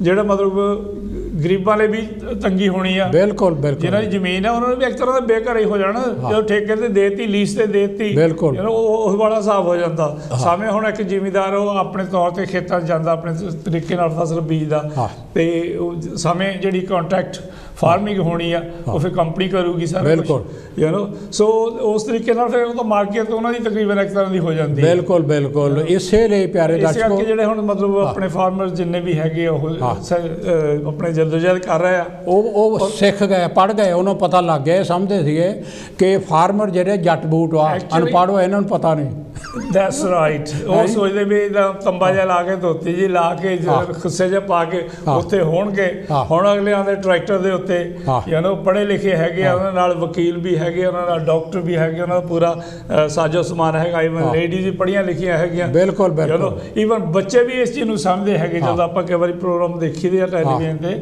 ਉਹ ਕਹਿੰਦੇ ਬੱਚੇ ਨਾਲ ਹੀ ਗੱਲ ਕਰ ਲਓ ਉਹੀ ਸਮਝਾ ਦਿੰਦਾ ਸਾਰੇ ਕੇਸ ਜਿਹੜਾ ਹੈਗਾ ਯੂ نو ਸੋ ਇਸ ਕਰਕੇ ਉਹ ਦੂਸਰੇ ਪਾਸੇ ਹੁਣ ਇਹ ਵੀ ਆ ਕਿ ਜੋ ਹਾਲਾਤ ਭਾਰਤ ਵਿੱਚ ਹੋ ਰਹੇ ਆ ਉਹ ਸਿਰਫ ਕਿਸਾਨਾਂ ਦੀ ਗੱਲ ਨਹੀਂ ਹੈਗੀ ਹੁਣ ਜੀ ਯੂ نو ਉੱਥੇ ਡਾਕਟਰ ਵੀ ਦੁਖੀ ਆ ਉੱਥੇ ਇੰਪਲੋਇਮੈਂਟ ਵੀ ਦੁਖੀ ਆ ਉੱਥੇ ਰਿਜ਼ਰਵੇਸ਼ਨ ਦਾ ਪਿੱਛੇ ਆਪਾਂ ਦੇਖਦਾ ਸੀ 69000 ਟੀਚਰਾਂ ਦੀ ਜਿਹੜੀ ਹੈਗਾ ਭਰਤੀ ਉਹਦੇ ਵਿੱਚ ਘੁਟਾਲਾ ਹੋਇਆ ਆਂਗਣਵਾੜੀ ਦੇ ਜਿਹੜੇ ਹੈਗੇ ਉਹ ਵੀ ਸਟ੍ਰਾਈਕ ਤੇ ਹੈਗੇ ਆ ਬੈਂਕਾਂ ਪ੍ਰਾਈਵੇਟਾਈਜ਼ ਕੀਤੀਆਂ ਜਾ ਰਹੀਆਂ ਬਿਲਕੁਲ ਬਿਲਕੁਲ ਰੇਲਵੇ ਪ੍ਰਾਈਵੇਟਾਈਜ਼ ਕੀਤਾ ਜਾ ਰਿਹਾ 에ਅਰ ਇੰਡੀਆ ਪ੍ਰਾਈਵੇਟਾਈਜ਼ ਕੀਤੀ ਮਤਲਬ ਸਾਰਾ ਕੁਝ ਵੇਚੀ ਜਾਂਦੇ ਆ ਬਿਲਕੁਲ ਸੋ ਉਹ ਜਿਹੜੇ ਹੁਣ ਸਾਰੇ ਹੀ ਮਤਲਬ ਲੋਕ ਜਿਹੜੇ ਹੈਗੇ ਸਜਗ ਹੋ ਰਹੇ ਆ ਬਿਲਕੁਲ ਯੂ نو ਉਹਨਾਂ ਨੂੰ ਆਪਣਾ ਫਿਊਚਰ ਦੀਦਾ ਹੈਗਾ ਵੀ ਕੀ ਹੋ ਰਿਹਾ ਸੋ ਇਸ ਕਰਕੇ ਜਿਹੜੀ ਹੁਣ ਕਿਸਾਨਾਂ ਦੀ ਵੀ ਲੜਾਈ ਹੈ ਇਹ ਸਿਰਫ ਫਾਰਮਿੰਗ ਦੀ ਜਾਂ ਕਿਸਾਨਾਂ ਦੀ ਲੜਾਈ ਨਹੀਂ ਹੈਗੀ ਪੂਰੇ ਭਾਰਤ ਦੀ ਇਹ ਲੋਕਤੰਤਰ ਨੂੰ ਬਚਾਉਣ ਦੀ ਲੜਾਈ ਹੈ ਬਿਲਕੁਲ ਬਿਲਕੁਲ ਉਹ ਸਾਰਿਆਂ ਨੇ ਇਕੱਠੇ ਹੋ ਕੇ ਜਿਹੜੇ ਲੋਕਤੰਤਰ ਨੂੰ ਬਚਾਉਣਾ ਚਾਹੀਦਾ ਬਿਲਕੁਲ ਯੂ نو ਜਿਹੜਾ ਹੁਣ ਸੰਵਿਧਾਨ ਸਾਡਾ ਭਾਰਤ ਸੰਵਿਧਾਨ ਕਹਿੰਦਾ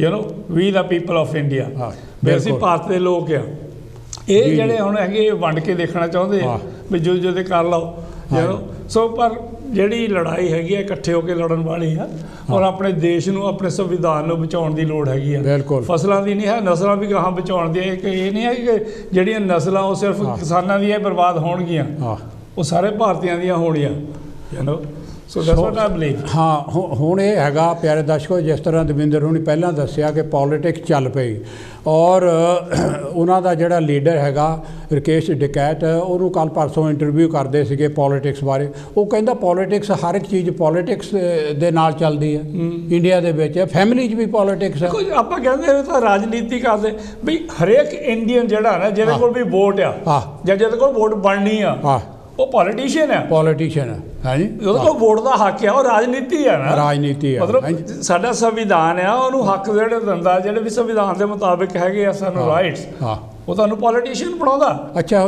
ਤੁਸੀਂ ਇਹ ਦੱਸੋ ਕਿ ਯੂਪੀ ਵੱਲ ਨੂੰ ਜ਼ਿਆਦਾਤਰ ਹੁਣ ਇਹ ਝੁਕਾਅ ਯੂਪੀ ਵੱਲ ਨੂੰ ਚਲਾ ਗਿਆ ਜੀ ਉੱਥੇ ਇਹ ਆ ਕਿ ਮਹਾਂ ਪੰਚਾਇਤਾਂ ਹੋਈਆਂ ਔਰ ਪਿਛਲੇ ਹਫ਼ਤੇ ਵੀ ਇੱਕ ਬੜੀ ਮਹਾਂ ਪੰਚਾਇਤ ਹੋਈ ਮੋਦੀ ਦੀ ਹਾਜ਼ਰੀਆਂ ਨਾਲ ਵੀ ਵੱਧ ਸੀਗੀ ਹਾਂਜੀ ਔਰ ਹੋਰ ਵੀ ਉਹਨਾਂ ਨੇ ਲਾਈਨਬੰਦ ਕੀਤੀਆਂ ਕਿ ਸ਼ੁਰੂਆਤ ਹੀ ਆ ਯੂਪੀ ਦੇ ਵਿੱਚ ਕਿਉਂ ਉਹਦੀ ਵਜ੍ਹਾ ਦੱਸੋ ਥੋੜੀ ਜਿਹੀ ਦੇਖੋ ਆਪਾਂ ਪਹਿਲਾਂ ਵੀ ਮੈਂਸ਼ਨ ਕੀਤਾ ਕਿ ਯੂਪੀ ਇੱਕ ਇਹੋ ਜਿਹੀ ਸਟੇਟ ਹੈ ਇੱਕ ਤਾਂ ਭਾਰਤ ਦੀ ਸਭ ਤੋਂ ਜ਼ਿਆਦਾ ਪਾਪੂਲੇਸ਼ਨ ਵਾਲੀ ਮਤਲਬ ਉੱਥੇ ਸਭ ਤੋਂ ਜ਼ਿਆਦਾ ਜਨਸੰਖਿਆ ਯੂਪੀ ਦੇ ਵਿੱਚ ਹੈ 24 ਕਰੋੜ ਕਿਸੇ ਵੀ ਸਟੇਟ ਤੋਂ ਜ਼ਿਆਦਾ ਮਤਲਬ ਉੱਥੇ 24 ਕਰੋੜ ਦੀ ਪਾਪੂਲੇਸ਼ਨ ਹੈ ਮਤਲਬ ਯੂਰਪ ਦੇ ਕਈ ਮੁਲਕਾਂ ਨਾਲੋਂ ਮਤਲਬ ਜ਼ਿਆਦਾ ਪਾਪੂਲੇਸ਼ਨ ਬਹੁਤ ਹਾਂਜੀ ਸੋ ਇਹ ਇਸ ਕਰਕੇ ਇੰਪੋਰਟੈਂਟ ਹੈ ਜਿੱਦਾਂ ਪਹਿਲਾਂ ਜ਼ਿਕਰ ਕੀਤਾ ਕਿ ਜਿਹੜਾ ਸੈਂਟਰ ਨੂੰ ਜਿਹੜੀ ਪ੍ਰਧਾਨ ਮੰਤਰੀ ਦੀ ਗੱਦੀ ਆ ਉਹਨੂੰ ਜਿਹੜਾ ਰਸਤਾ ਜਾਂਦਾ ਉਹ ਯੂਪੀ ਦੇ ਵਿੱਚ ਦੀ ਹੋ ਕੇ ਜਾਂਦਾ ਯੂ نو ਔਰ ਦੂਸਰੇ ਪਾਸੇ ਹੁਣ ਇਹ ਵੀ ਹੈ ਜੇ ਉੱਥੇ ਦੇ ਹਾਲਾਤ ਦੇਖਿਆ ਜਾਵੇ ਕਾਂਗਰਸ ਦਾ ਆਧਾਰ ਜਿਹੜਾ ਆ ਉਹ ਯੂਪੀ 'ਚ ਖਤਮ ਹੋ ਚੁੱਕਾ ਜੀ ਹਾਂਜੀ ਤੇ ਹੁਣ ਸਿਰਫ ਜੇ ਆਪਾਂ ਸਵਰਨ ਲੋਕਾਂ ਦੀਆਂ ਪਾਰਟੀਆਂ ਜਿਹੜੀਆਂ ਸੀ ਉਹ ਕਾਂਗਰਸ ਹੈ ਜਾਂ ਬੀਜੇਪੀ ਹੈ ਹਾਂਜੀ ਤੇ ਹੁਣ ਲੋਕ ਜਿਹੜੇ ਹੈਗੇ ਬੀਜੇਪੀ ਤੋਂ ਜਿਹੜੇ ਹੈਗੇ ਅੱਕ ਗਏ ਆ ਉਹ ਨਹੀਂ ਦੇਖਿਆ ਵੀ ਜਿਹੜੇ ਇਹਨੇ ਕਾਰਜਸ਼ੈਲੀ ਹੈਗੀ ਆ ਜਿਹੜਾ ਕੰਮ ਕਰਨ ਦਾ ਢੰਗ ਤਰੀਕਾ ਹੈਗਾ ਇਹ ਸਹੀ ਨਹੀਂ ਹੈਗਾ ਯੂ نو ਲੋਕੀ ਇਹ ਤੋਂ ਹੁਣ ਦੁਖੀ ਹੋ ਰਹੇ ਆ ਔਰ ਇਹਨਾਂ ਨੂੰ ਹੁਣ ਦੇਖਿਆ ਜਿੱਦਾਂ BSP ਵਾਲਿਆਂ ਨੇ ਮਾਇਆਵਤੀ ਨੇ ਉਹਨਾਂ ਨੇ ਬ੍ਰਾਹਮਣਾਂ ਦੀਆਂ ਜਿਹੜੀਆਂ ਹੈਗੀਆਂ ਕਾਨਫਰੰਸਾਂ ਕੀਤੀਆਂ ਜੀ ਯੂ نو ਤਾਂ ਜਿਹੜੇ ਆਪਣੇ ਮਿਸ਼ਰਾ ਜੀ ਆ ਉਹਨਾਂ ਨੇ ਮਤਲਬ ਮੋਰੇ ਨੂੰ ਲੀਡ ਕੀਤਾ ਸੋ ਮਤਲਬ ਜਿਹੜਾ ਮੇਨ ਆਧਾਰ ਹੈਗਾ ਆ ਬਹੁਜਨ ਆਪਣੇ ਬੀਜੇਪੀ ਦਾ ਉਹ ਵੀ ਇਹਨਾਂ ਨੂੰ ਖਿਸਕਦਾ ਨਜ਼ਰ ਆ ਰਿਹਾ ਬਿਲਕੁਲ ਯੂ نو ਹੁਣ ਆ ਪਿੱਛੇ ਅੱਜ ਦੇਖਿਆ ਨਹੀਂ ਅੱਜ ਕੱਲ੍ਹ ਦੀ ਗੱਲ ਚੱਲਦੀ ਆ ਉਹ ਜਿਹੜੀ ਅੱਬਾ ਜਾਨ ਦੀ ਹਾਂਜੀ ਯੂ نو ਤੁਸੀਂ ਉਹਦੇ ਬਾਰੇ ਵੀ ਚਰਚਾ ਕਰਦੇ ਸੀਗੇ ਮਤਲਬ ਇਹਨਾਂ ਕੋਲ ਮਸਲਾ ਹੁਣ ਕੋਈ ਹੈ ਨਹੀਂਗਾ ਸਿਰਫ ਇਹ ਮੁੜ ਕੇ ਕਿਸੇ ਵੀ ਤਰੀਕੇ ਨਾਲ ਜਿਹੜਾ ਹਿੰਦੂ ਮੁਸਲਮ ਦਾ ਮਤਲਬ ਜਿਹੜਾ ਚੱਕਰ ਹੈਗਾ ਨਾ ਉਹਨੂੰ ਮੁੜ ਕੇ ਉਭਾਰਨਾ ਚਾਹੁੰਦੇ ਹੈਗੇ ਔਰ ਰਾਮ ਜਿਹੜਾ ਸੀਗਾ ਰਾਮ ਮੰਦਰ ਦਾ ਮੁੱਦਾ ਉਹ ਵੀ ਮੱਧਮ ਪੈ ਗਿਆ, ਉਹਦੇ ਵਿੱਚ ਵੀ ਨਹੀਂ ਘਟਾਲੇ ਕਰ ਲਏ, ਸਾਹਮਣੇ ਆ ਗਿਆ, ਬਣ ਗਿਆ, ਨੀਂਹ ਪੱਥਰ ਰੱਖ ਲਿਆ, ਬਣ ਜਾਊਗਾ, ਚੱਲ ਜਾਊਗਾ। ਹੁਣ ਪਤਾ ਉਹਦੇ ਵਿੱਚ ਕਿਹੜੇ ਬੰਦੇ ਨੂੰ ਰੁਜ਼ਗਾਰ ਮਿਲਣਾ ਜੀ। ਆਮ ਆਦਮੀ ਤੋਂ ਰੁਜ਼ਗਾਰ ਮਿਲਣਾ ਨਹੀਂ, ਆਮ ਆਦਮੀ ਕੋਈ ਫਾਇਦਾ ਹੋਣਾ ਨਹੀਂ। ਕੁਛ ਪਰਿਵਾਰ ਹੈਗੇ ਆ ਜਿਹਨਾਂ ਨੂੰ ਫਾਇਦਾ ਹੋਣਾ, ਉਹਨਾਂ ਨੇ ਆਪਣੇ ਉੱਥੇ ਜਦੋਂ ਉਹਨਾਂ ਨੇ ਆਪਣੀਆਂ ਸ਼ੌਪਾਂ ਚਲਾਉਣੀਆਂ, ਉੱਥੇ ਹੀ ਲੋਕਾਂ ਨੇ ਖਰੀਦਣਾ, ਉੱਥੇ ਅੰਦਰ ਚੜਾਵਾ ਚੜਾਉਣਾ, ਉਹਨਾਂ ਨੂੰ ਫਾਇਦਾ ਹੋਣਾ। ਪਰ ਆਮ ਲੋਕ ਹੁਣ ਸਮਝਣ ਲੱਗ ਪਏ ਕਿ ਸਾਨੂੰ ਮੰਦਰ ਦਾ ਕੋਈ ਫਾਇਦਾ ਨਹੀਂ। ਦੇਖੋ ਪਿਆਰੇ ਦਰਸ਼ਕੋ, ਇਹ ਪੋਲੀਟਿਕਸ ਜਿਹੜੀ ਆ ਉਹ ਬਹੁਤ ਸਿੱਧਾ ਉਹਦਾ ਫਾਰਮੂਲਾ ਆ। ਪੋਲੀਟਿਕਸ ਇਹ ਹੈ ਕਿ ਪੋਲੀਟਿਕਸ ਜਿਹੜੀ ਹੈਗੀ ਆ ਉਹ ਪਾਲਿਸੀ ਦੀ, ਔਰ ਪਾਲਿਸੀ ਦੇ ਵਿੱਚੋਂ ਇਹ ਆਉਂਦੀ ਆ ਪ੍ਰੈਕਟਿਸ। ਔਰ ਪ੍ਰੈਕਟਿਸ ਜਿਹੜੀ ਹੈਗੀ ਆ ਉਹ ਮੰਨ ਲਓ ਜਿਹਨੂੰ ਇੰਪਲੀਮੈਂਟੇਸ਼ਨ ਕਹਿੰਦੇ ਆ। ਤੁਸੀਂ ਕੋਈ ਪਾਲਿਸੀ ਬਣਾਉਂਦੇ ਆ, ਉਹ ਪਾਲਿਸੀ ਪ੍ਰੈਕਟਿਸ ਲਿਆਉਂਦੇ ਆ, ਔਰ ਉਹ ਪ੍ਰੈਕਟਿਸ ਦੇ ਵਿੱਚ ਉਹਨਾਂ ਲੋਕਾਂ ਲਈ ਲਿਆਉਂਦੇ ਆ ਜਿਨ੍ਹਾਂ ਲੋਕਾਂ ਨੂੰ ਤੁਸੀਂ ਪ੍ਰੋਮਿਸ ਕੀਤਾ ਆ। ਠੀਕ ਹੈ ਨਾ? ਬਿਲਕੁਲ। ਉਹ ਲੋਕ ਹੁੰਦੇ ਆ ਪਾਲਿਸੀ, ਪ੍ਰੈਕਟਿਸ ਐਂਡ ਪੀਪਲ। ਤਿੰਨ ਚੀਜ਼ਾਂ ਬਹੁਤ ਇੰਪੋਰਟੈਂਟ ਆ, policy, practice and people. Election ਦੇ ਦੌਰਾਨ ਆਮ ਤੌਰ 'ਤੇ ਇਹਨਾਂ ਮੁਲਕਾਂ ਦੇ ਵਿੱਚ ਜੋ ਕੁਛ ਹੁੰਦਾ, ਕੋਈ ਵੀ ਪਾਰਟੀ ਆਉਂਦੀ ਆ, ਲੋਕਲ ਇਲੈਕਸ਼ਨ ਹੁੰਦੇ ਆ ਜਾਂ ਨੈਸ਼ਨਲ ਹੁੰਦੇ ਆ, ਉਹ ਇਹ ਦੱਸਦੇ ਆ ਕਿ ਅਸੀਂ ਚੋਣ ਹੋ ਗਏ, ਮੈਜੋਰਟੀ ਵਿੱਚ ਆ ਗਏ ਤਾਂ ਅਸੀਂ ਕੀ ਕਰਾਂਗੇ, ਇਹ ਸਾਡੀ ਪਾਲਿਸੀ ਆ। ਉਹਨੂੰ ਪ੍ਰੈਕਟਿਸ ਦੇ ਵਿੱਚ ਫਿਰ ਉਹ ਲਿਆਉਂਦੇ ਆ, ਔਰ ਕੀਤੇ ਹੋਏ ਵਾਅਦੇ ਜਿਹੜੇ ਆ ਉਹ ਪੂਰੇ ਕਰਦੇ ਆ ਜਾਂ ਕੋਸ਼ਿਸ਼ ਕਰਦੇ ਆ। ਲੋਕ ਜਿਹੜੇ ਆ ਉਹ ਉਹਨਾਂ ਨੂੰ ਹਰਦਮ ਪੁੱਛਦੇ ਆ, ਅਖਬਾਰਾਂ ਪੁੱਛਦੀ ਆ, ਮੀਡੀਆ ਪੁੱਛਦਾ। ਪਰ ਭਾਰਤ ਦੇ ਵਿੱਚ ਕੀ ਹੋ ਰਿਹਾ ਪਿਆਰੇ ਦਰਸ਼ਕੋ? ਭਾਰਤ ਦੇ ਵਿੱਚ ਇਸ ਲਈ ਕੋਈ ਪਾਲਿਸੀ ਨਹੀਂ ਅੱਜ ਤਾਈਂ ਆਈ, ਕੋਈ ਪ੍ਰੈਕਟਿਸ ਨਹੀਂ ਆਈ ਅਤੇ ਕੋਈ ਪੀਪਲ ਨਹੀਂ ਆਏ। ਹਮੇਸ਼ਾ ਹੀ ਜਿਹੜੀ ਪੋਲੀਟਿਕਸ ਹੈਗੀ ਆ ਉਹ ਕਾਸਟ ਦੇ ਉੱਤੇ, ਜਾਤ-ਪਾਤ ਦੇ ਉੱਤੇ ਜਾਂ ਧਰਮ ਦੇ ਉੱਤੇ ਆਧਾਰਿਤ ਹੈ। ਦੇਖੋ ਨਾ, ਹਾਲੇ ਇਲੈਕਸ਼ਨ ਜੋ ਲਾਗੇ ਆ ਰਿਹਾ, ਦਵਿੰਦਰ ਹੋਣੀ ਜਿੱਦਾਂ ਦੱਸਿਆ ਕਿ ਉਹਨੇ ਜੋਗੀ ਨੇ ਕੱਲ੍ਹ ਪਰਸੋਂ, ਤੁਹਾਨੂੰ ਰਾਸ਼ਨ ਮਿਲਦਾ ਆ ਕਿ ਨਹੀਂ ਮਿਲਦਾ? ਬੜੀ ਭੱਦੀ ਭਾਸ਼ਾ ਦੇ ਵਿੱਚ ਰਾਸ਼ਨ ਤੁਹਾਨੂੰ ਮਿਲਦਾ ਕਿ ਨਹੀਂ ਮਿਲਦਾ, ਜਿੱਦਾਂ ਮੰਗਦਿਆਂ ਨੂੰ ਪੁੱਛਦੇ ਹੁੰਦੇ ਨਾ। ਉਹ ਜਿਹੜੇ ਵੋਟਰ ਹੈਗੇ ਆ ਉਹ ਪੋਲੀਟੀਸ਼ੀਅਨ ਦੇ ਰਾਜਾ ਆ, ਉਹਨਾਂ ਨੇ ਵੋਟਾਂ ਪਾ ਕੇ ਉਹਨਾਂ ਨੂੰ ਅੱਗੇ ਕੀਤਾ ਆ। ਤੁਹਾਨੂੰ ਰਾਸ਼ਨ ਮਿਲਦਾ ਆ ਕਿ ਨਹੀਂ ਮਿਲਦਾ? ਔਰ 2017 ਤੋਂ ਪਹਿਲਾਂ ਕੀ ਇਹ ਮਿਲਦਾ ਸੀ? ਨਹੀਂ। ਉਹ ਕਹਿੰਦਾ ਕਿ ਅੱਬਾ ਜਾਨ ਕਹਿਣ ਵਾਲੇ ਛਕ ਜਾਂਦੇ ਸੀ। ਅੱਬਾ ਜਾਨ ਕਹਿਣ ਵਾਲੇ ਕੌਣ? ਮੁਸਲਮਾਨ। ਦੇਖੋ ਨਾ। ਔਰ ਦੂਸਰਾ ਇਹ ਆ ਕਿ ਨਾਲ ਹੀ ਇਹ ਨਾਰਾ ਕਿ ਜਾਂ ਅੱਬਾ ਜਾਨ ਤਾਂ ਜਾਂ ਸ਼੍ਰੀ ਰਾਮ, ਇਹ ਤੁਹਾਡਾ ਚੋਇਸ ਵਾ। ਦੇਖੋ ਨਾ, ਇਹਦੇ ਵਿੱਚ ਕੋਈ ਪਾਲਿਸੀ ਦੀ ਗੱਲ ਨਹੀਂ। ਉਹ ਚੇਤਾ ਵੀ ਕਰਾਉਂਦਾ ਕਿ ਮੈਂ ਪ੍ਰੋਮਿਸ ਕੀਤਾ ਸੀਗਾ ਰਾਮ ਮੰਦਰ ਦਾ, ਬਣ ਗਿਆ ਕਿ ਨਹੀਂ। ਦੇਖੋ ਨਾ, ਇਹ ਪਾਲਿਸੀ ਸੀਗੀ ਹਿੰਦੂ ਮੰਦਰ ਬਣਾਉਣ ਦੀ। ਦੇਖ ਲਓ ਅਸੀਂ ਇੰਪਲੀਮੈਂਟ ਕਰ ਦਿੱਤੀ ਕਿ ਨਹੀਂ। ਰੋਟੀ ਕੱਪੜਾ ਮਕਾਨ ਤੁਹਾਨੂੰ ਮਿਲੇ ਜਾਂ ਨਾ ਮਿਲੇ, ਹੜ੍ਹ ਦੇ ਵਿੱਚ ਰੁੜ ਜਾਓ, ਬਿਮਾਰੀ ਨਾਲ ਤੁਸੀਂ ਮਰ ਜਾਓ, ਤੁਹਾਨੂੰ ਦੱਬਣ ਲਈ, ਫੂਕਣ ਲਈ ਤੁਹਾਡੇ ਕੋਲ ਲੱਕੜਾਂ ਨਹੀਂ ਤੁਹਾਨੂੰ ਮਿਲ ਸਕਦੀਆਂ, ਦਰਿਆਵਾਂ ਸੁੱਟਦੇ, ਸਾਨੂੰ ਕੋਈ ਪਰਵਾਹ ਨਹੀਂ। ਇਹ ਹੈ ਉਹਨਾਂ ਦੀ ਪਾਲਿਸੀ ਪਿਆਰੇ ਦਰਸ਼ਕੋ, ਇਹ ਪਾਲਿਸੀ। ਔਰ ਉਸ ਤੋਂ ਨਾਲ ਹੀ ਦੇਖੋ, ਜਦੋਂ ਦਾ ਇਹ ਜੋਗੀ ਆਇਆ ਯੂਪੀ ਦੇ ਵਿੱਚ, ਕਿੰਨੀਆਂ ਗੱਲਾਂ ਕੀਤੀਆਂ ਹਨ। ਇੱਕ ਲਵ ਜਿਹਾਦ, ਅਸੀਂ ਉਹਦੇ 'ਤੇ ਪ੍ਰੋਗਰਾਮ ਵੀ ਕੀਤਾ ਸੀ। ਜੇ ਕਿਤੇ ਕੁੜੀ ਮੁੰਡਾ ਖੜੇ ਦੇਖ ਲੈ, ਜਾਂ ਵਿਆਹਿਓ ਵੀ ਹੋਣ, ਹਸਬੈਂਡ ਐਂਡ ਵਾਈਫ, ਜੰਗ ਫੜ ਕੇ ਲੈ ਆਉਣੇ, ਹਾਂਜੀ, ਮਾਰ ਕੁੱਟ ਕੇ ਉਹਨਾਂ ਦੀਆਂ ਹੱਡੀਆਂ ਭੰਨ ਦੇਣੀਆਂ।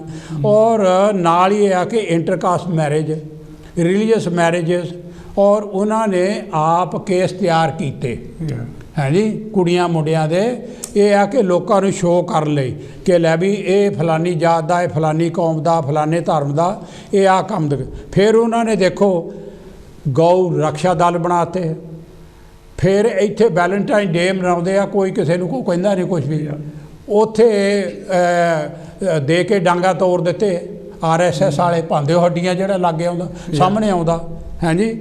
ਔਰ ਨਾਲ ਉਹਨਾਂ ਨੇ ਉਹ ਭੇਜ ਦਿੱਤੇ, ਕੀ ਸੀਗਾ ਉਹਨਾਂ ਦਾ ਨਾਂ, ਕਰਨੀ ਸੈਨਾ ਵਾਲੇ, ਹਾਂਜੀ। ਦੇਖੋ ਕਿੰਨਾ ਕੁਛ ਬਣਾਇਆ ਇਹਨਾਂ ਨੇ। ਔਰ ਨਾਲ ਹੀ ਕਹਿੰਦੇ ਵੀ ਸਾਨੂੰ ਪਤਾ ਹੀ, ਕੱਪੜੇ ਦੇ ਕੇ ਦੱਸ ਦਿੰਦੇ ਕੌਣ ਕੌਣ ਆ, ਹਾਂਜੀ। ਦੇਖੋ ਇਹਨਾਂ ਦੇ ਵਿੱਚ ਕਿਹੜੀ ਪਾਲਿਸੀ ਹੋਈ, ਪ੍ਰੈਕਟਿਸ ਤਾਂ ਸਾਨੂੰ ਪਤਾ ਲੱਗ ਗਿਆ। ਲੋਕਾਂ ਨੂੰ ਕਿਹੜਾ ਪ੍ਰੋਮਿਸ ਕੀਤਾ ਸੀ ਇਹਦੇ ਵਿੱਚ ਪਿਛਲੇ ਇਲੈਕਸ਼ਨ ਦੇ ਵਿੱਚ ਜੋਗੀ ਨੇ, ਔਰ ਅੱਜ ਹੋਕਾ ਦਿੰਦਾ ਕਿ ਜਦੋਂ ਦਾ ਮੈਂ ਆਇਆ ਅਤਿਆਚਾਰ ਘਟ ਗਏ, ਲਾ ਐਂਡ ਆਰਡਰ ਆ, ਗੁੰਡੇ यूपी ਛੱਡ ਗਏ। प्यारे दर्शकों, एक माड़ी जी खबर, जुल्म फिर जुल्म है तो बढ़ता है तो घटदा नहीं। यूपी दे विच पिछले 4 सालों के विच औरतां दे उत्ते अत्याचार 66% ਵਧੇ 4 सालों च। ये सरकार दे CRB दे रैकॉर्ड है, गौरमेंट दे जिहड़े हैगे आ क्राइम रैकॉर्ड ब्यूरो दे 2020 दे ये हैगे आ कि 59,853 ਜਿਹੜੇ ਆ ਇਹ ਔਰਤਾਂ ਦੇ ਉੱਤੇ ਜ਼ੁਲਮ ਹੋਏ, ਜਿਹਦੇ ਵਿੱਚ ਮਾਰਕੁੱਟ ਵੀ ਔਰ ਅਤਿਆਚਾਰ ਵੀ, ਸਭ ਤੋਂ ਵੱਧ ਰੇਪ 6 ਸਾਲ ਤੋਂ ਲਾ ਕੇ ਉੱਪਰ ਜਿੰਨੀ ਵੀ ਮਰਜ਼ੀ ਉਮਰ ਹੋਵੇ ਹੈ ਜੀ। ਔਰ ਇਹ ਜਿਹੜੇ ਆ ਰੇਪ ਹੋਏ, ਔਰ ਇਹਨਾਂ ਦਾ ਜੋ ਟਰਾਇਲ ਹੋਇਆ ਅੱਜ ਤੱਕ ਉਹ 7.6% ਅੱਜ ਤੱਕ ਟਰਾਇਲ ਹੋਇਆ। ਬਾਕੀ ਸਾਰੇ ਕੋਰਟਾਂ ਦੇ ਵਿੱਚ ਫਾਈਲਾਂ ਦੇ ਵਿੱਚ FIR ਪਏ ਆ। ਹਾਂਜੀ, ਤੁਸੀਂ ਕੁਝ ਕਹਿਣਾ ਜੀ? ਹਾਂਜੀ, ਇਹ ਬਹੁਤ ਮਤਲਬ ਇਹਨਾਂ ਦੇ ਜਿਹੜੇ ਪ੍ਰੋਮਿਸ ਕੀਤੇ ਸੀਗੇ ਉਹਨਾਂ ਤੱਕ ਰਹੇ ਨਹੀਂ। ਕਈ ਕਹਿੰਦੇ 12 ਤੋਂ 13 ਲੱਖ ਜਿਹੜੀ ਨੌਕਰੀ ਹਰ ਸਾਲ ਅਸੀਂ ਦਿਆ ਕਰਾਂਗੇ, ਆਦਿੱਤਿਆਨਾਥ ਜੋਗੀ ਜੀ ਕਹਿੰਦੇ ਸੀ, ਪਰ ਕੋਈ ਨਹੀਂ ਦਿੱਤੀ। ਸਗੋਂ ਇਹਨਾਂ ਨੇ ਜਿਹੜੇ ਸੀ ਅਨਐਮਪਲੋਇਮੈਂਟ ਉਹ ਵਧਾਤੀ ਹੈਗੀ ਆ। ਜਿਹੜੇ ਤੁਸੀਂ ਦੱਸਿਆ ਨਾ, ਉਹ ਜਿਹੜੇ अत्याचार ਨੈਸ਼ਨਲ ਕ੍ਰਾਈਮ ਰੈਕੋਰਡ ਬਿਊਰੋ ਦੀ ਜਿਹੜੀ ਇਨਫੋਰਮੇਸ਼ਨ ਤੁਸੀਂ ਦਿੱਤੀ ਹੈਗੀ ਆ ਜੀ, ਉਹ ਐਕਚੁਅਲੀ ਕਾਫੀ ਮਤਲਬ ਡਰਾਉਣੀ ਹੈਗੀ ਆ, ਬਹੁਤ ਯੂ ਨੋ। ਤਾਂ ਉਹ ਮਤਲਬ ਪੂਰੇ ਭਾਰਤ ਦਾ ਜੇ ਦੇਖਿਆ ਜਾਵੇ ਤਾਂ ਰੋਜ਼ਾਨਾ 80 ਹੱਤਿਆਵਾਂ ਹੁੰਦੀਆਂ ਰੋਜ਼ ਦੀਆਂ ਉੱਥੇ ਇੰਡੀਆ ਵਿੱਚ, ਔਰ ਯੂਪੀ ਵਿੱਚ ਸਭ ਤੋਂ ਜ਼ਿਆਦਾ ਹੁੰਦੀਆਂ ਹੈਗੀਆਂ 164 ਕਹਿੰਦੇ ਪਰ ਡੇ।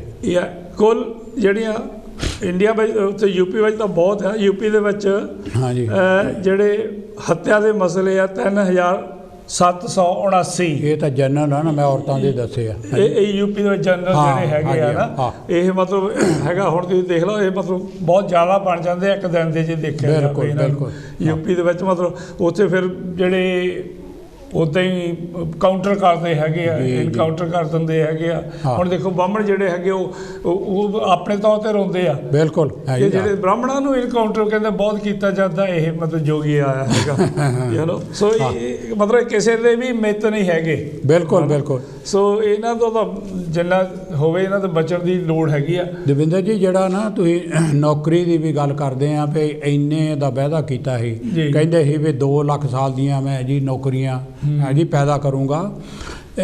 कल क परसों एक दिखाते थे इंडियन टैलीविजन के उत्ते राजस्थान दे विच, वो दिखाते थे भी बहुत भीड़ इकट्ठी हुई।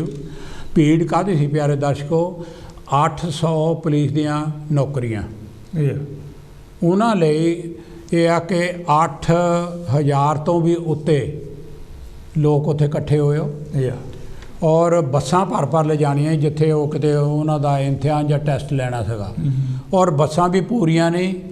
ये आ कि धक्का मुक्का मारदे सीगे, बसां दे उत्ते चढ़न नूं, अंदर बहन नूं जगह नहीं। देखो 800 नौकरियां 8000 तो भी वध कहिंदे है जी।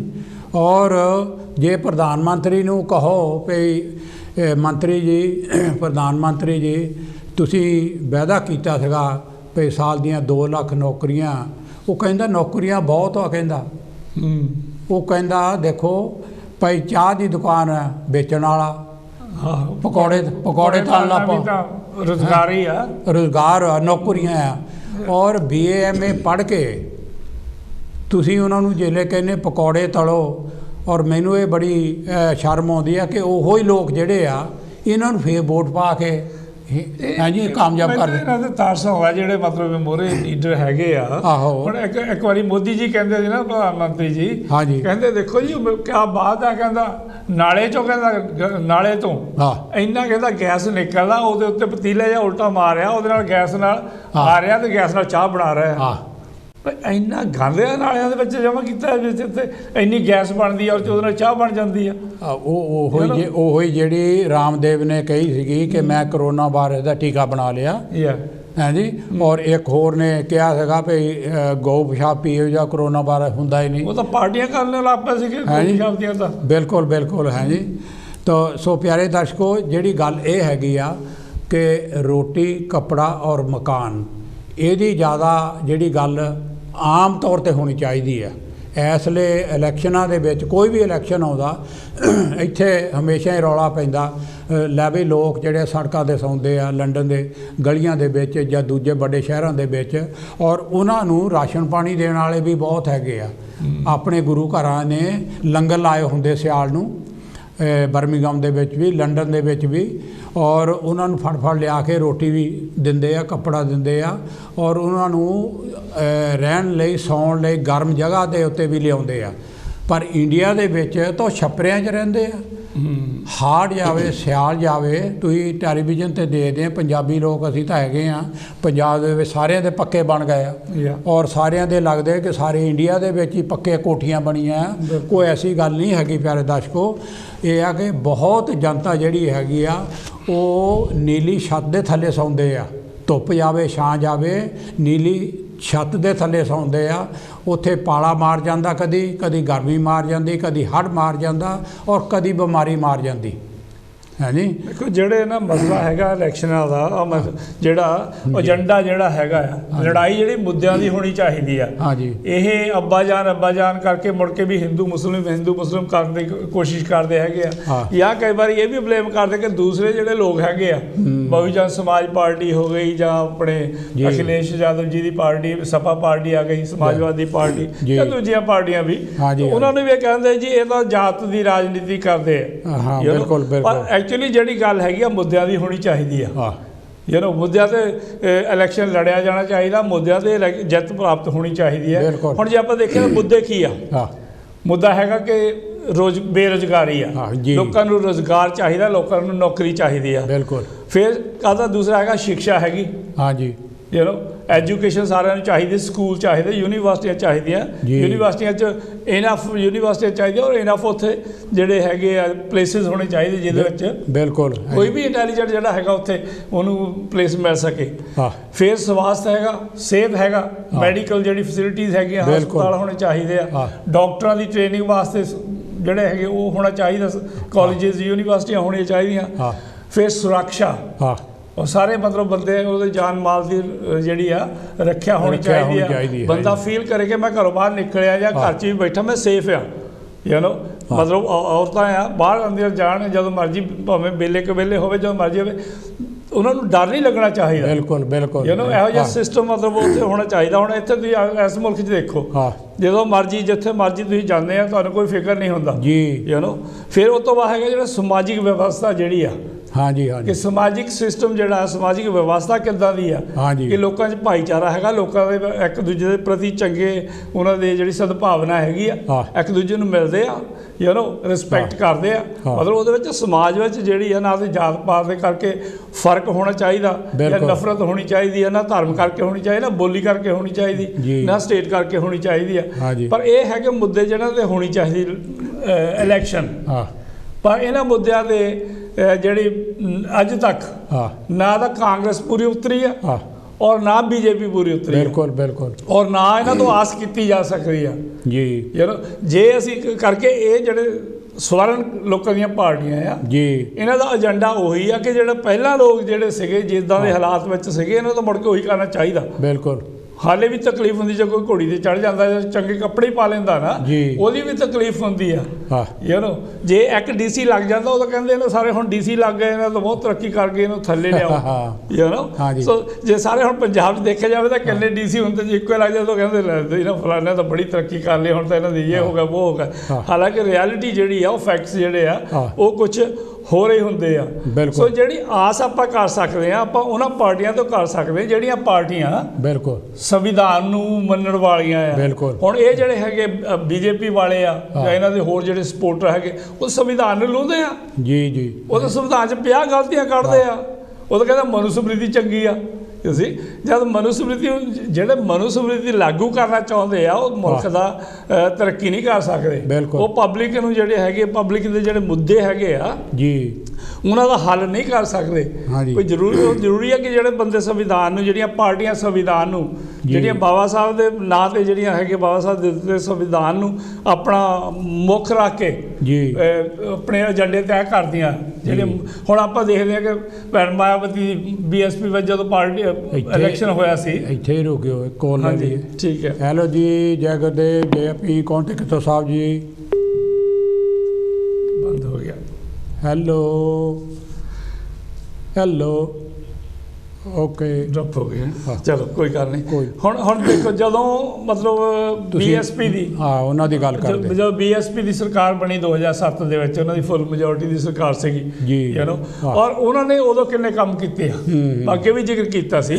ਉਹਨਾਂ ਨੇ ਮਤਲਬ ਇੰਨਾ ਜ਼ਿਆਦਾ ਕੰਮ ਕੀਤਾ ਕਿ ਕਿਸੇ ਹੋਰ ਪਾਰਟੀ ਨੇ, ਕਿਸੇ ਹੋਰ ਸਰਕਾਰ ਨੇ ਉਹ ਕਦੀ ਕੀਤੇ ਨਹੀਂ। ਮੇਰੇ ਕੋਲ 2-3 ਹੈਗੀਆਂ ਚੀਜ਼ਾਂ, ਮੈਂ ਤੁਹਾਨੂੰ ਦੱਸਦਾ ਮੋਟਾ-ਮੋਟਾ। ਇਜਾਜ਼ਤ ਦਿਓ। ਉਹਨੇ ਦੇਖੋ 7 ਮੈਡੀਕਲ ਕਾਲਜ ਲਾਏ UP ਦੇ ਵਿੱਚ 5 ਸਾਲਾਂ ਦੇ ਵਿੱਚ, 7 medical college, 5 engineering college, 2 homeopathic college, 24 polytechnic college, 2 paramedical college. ਰੁਕਿਓ ਫੇਰ। ਹਾਂਜੀ ਠੀਕ ਹੈ। ਹੈਲੋ ਜੀ, ਜੈ ਗੁਰਦੇਵ, ਜੈ ਪੀ, ਕੌਣ ਤੇ ਕਿੱਥੋਂ ਸਾਹਿਬ ਜੀ? ਹਾਂਜੀ, ਜੈ ਗੁਰਦੇਵ ਜੀ, ਜੈ ਭੀਮ, ਜੈ ਭਾਰਤ ਜੀ। ਮੈਂ ਨਿਰਮਲ ਚੰਦੜ ਜਰਮਨ ਤੋਂ ਬੋਲ ਰਿਹਾ ਜੀ। ਤੁਹਾਡਾ ਸਵਾਗਤ ਹੈ ਜੀ। ਕੀ ਕਹਿਣਾ ਚਾਹੁੰਦੇ ਆ ਸਾਹਿਬ ਜੀ? ਤੁਹਾਡਾ ਮੁੱਦਾ ਬਹੁਤ ਹੀ ਮਤਲਬ ਇਸ ਵੇਲੇ ਜਿਹੜਾ ਸਾਡੇ ਇੰਡੀਆ ਦੇ ਵਿੱਚ ਭਖ ਰਿਹਾ ਮਸਲੇ ਆ, ਉਹਨਾਂ ਤੇ ਆ ਜੀ। ਜਿਹੜੀ ਅਸਲ ਵਿੱਚ ਜੜ ਆ ਨਾ, ਉਹ ਬਹੁਤ ਹੀ ਅਜੀਬੋ-ਗਰੀਬ ਆ। ਜਿਸ ਮੁੱਦੇ ਨੂੰ ਅਜੇ ਤੱਕ ਸਾਡੇ ਲੋਕਾਂ ਨੇ ਤਾਂ ਅਜੇ ਤੱਕ ਉਹਨੂੰ ਉਠਾਇਆ ਨੀਗਾ ਜੀ। ਮੈਂ ਕੁਝ ਤੁਹਾਡੇ ਨਾਲ ਸਾਂਝਾ ਕਰਨਾ ਚਾਹੁੰਦਾ ਹਾਂ, ਕਿਉਂਕਿ ਖਤਰੇ ਦੀ ਘੰਟੀ ਤਾਂ ਇੰਡੀਆ ਦੇ ਵਿੱਚ ਵੱਜ ਹੀ ਚੁੱਕੀ ਆ, ਕਈ ਸਾਲਾਂ ਤੋਂ ਵੱਜ ਰਹੀ ਆ, ਤੇ ਉਹਦਾ ਖਤਰਾ ਤਾਂ ਬਹੁਤ ਜ਼ਿਆਦਾ ਗੰਭੀਰ ਆ। ਤੇ ਬਾਕੀ ਹੁਣ ਜਿਹੜੀ ਪ੍ਰੋਬਲਮ ਜਿਹੜੀ ਆ ਸਿਰਫ ਇੱਕ EVM ਮਸ਼ੀਨ ਦੀ ਆ।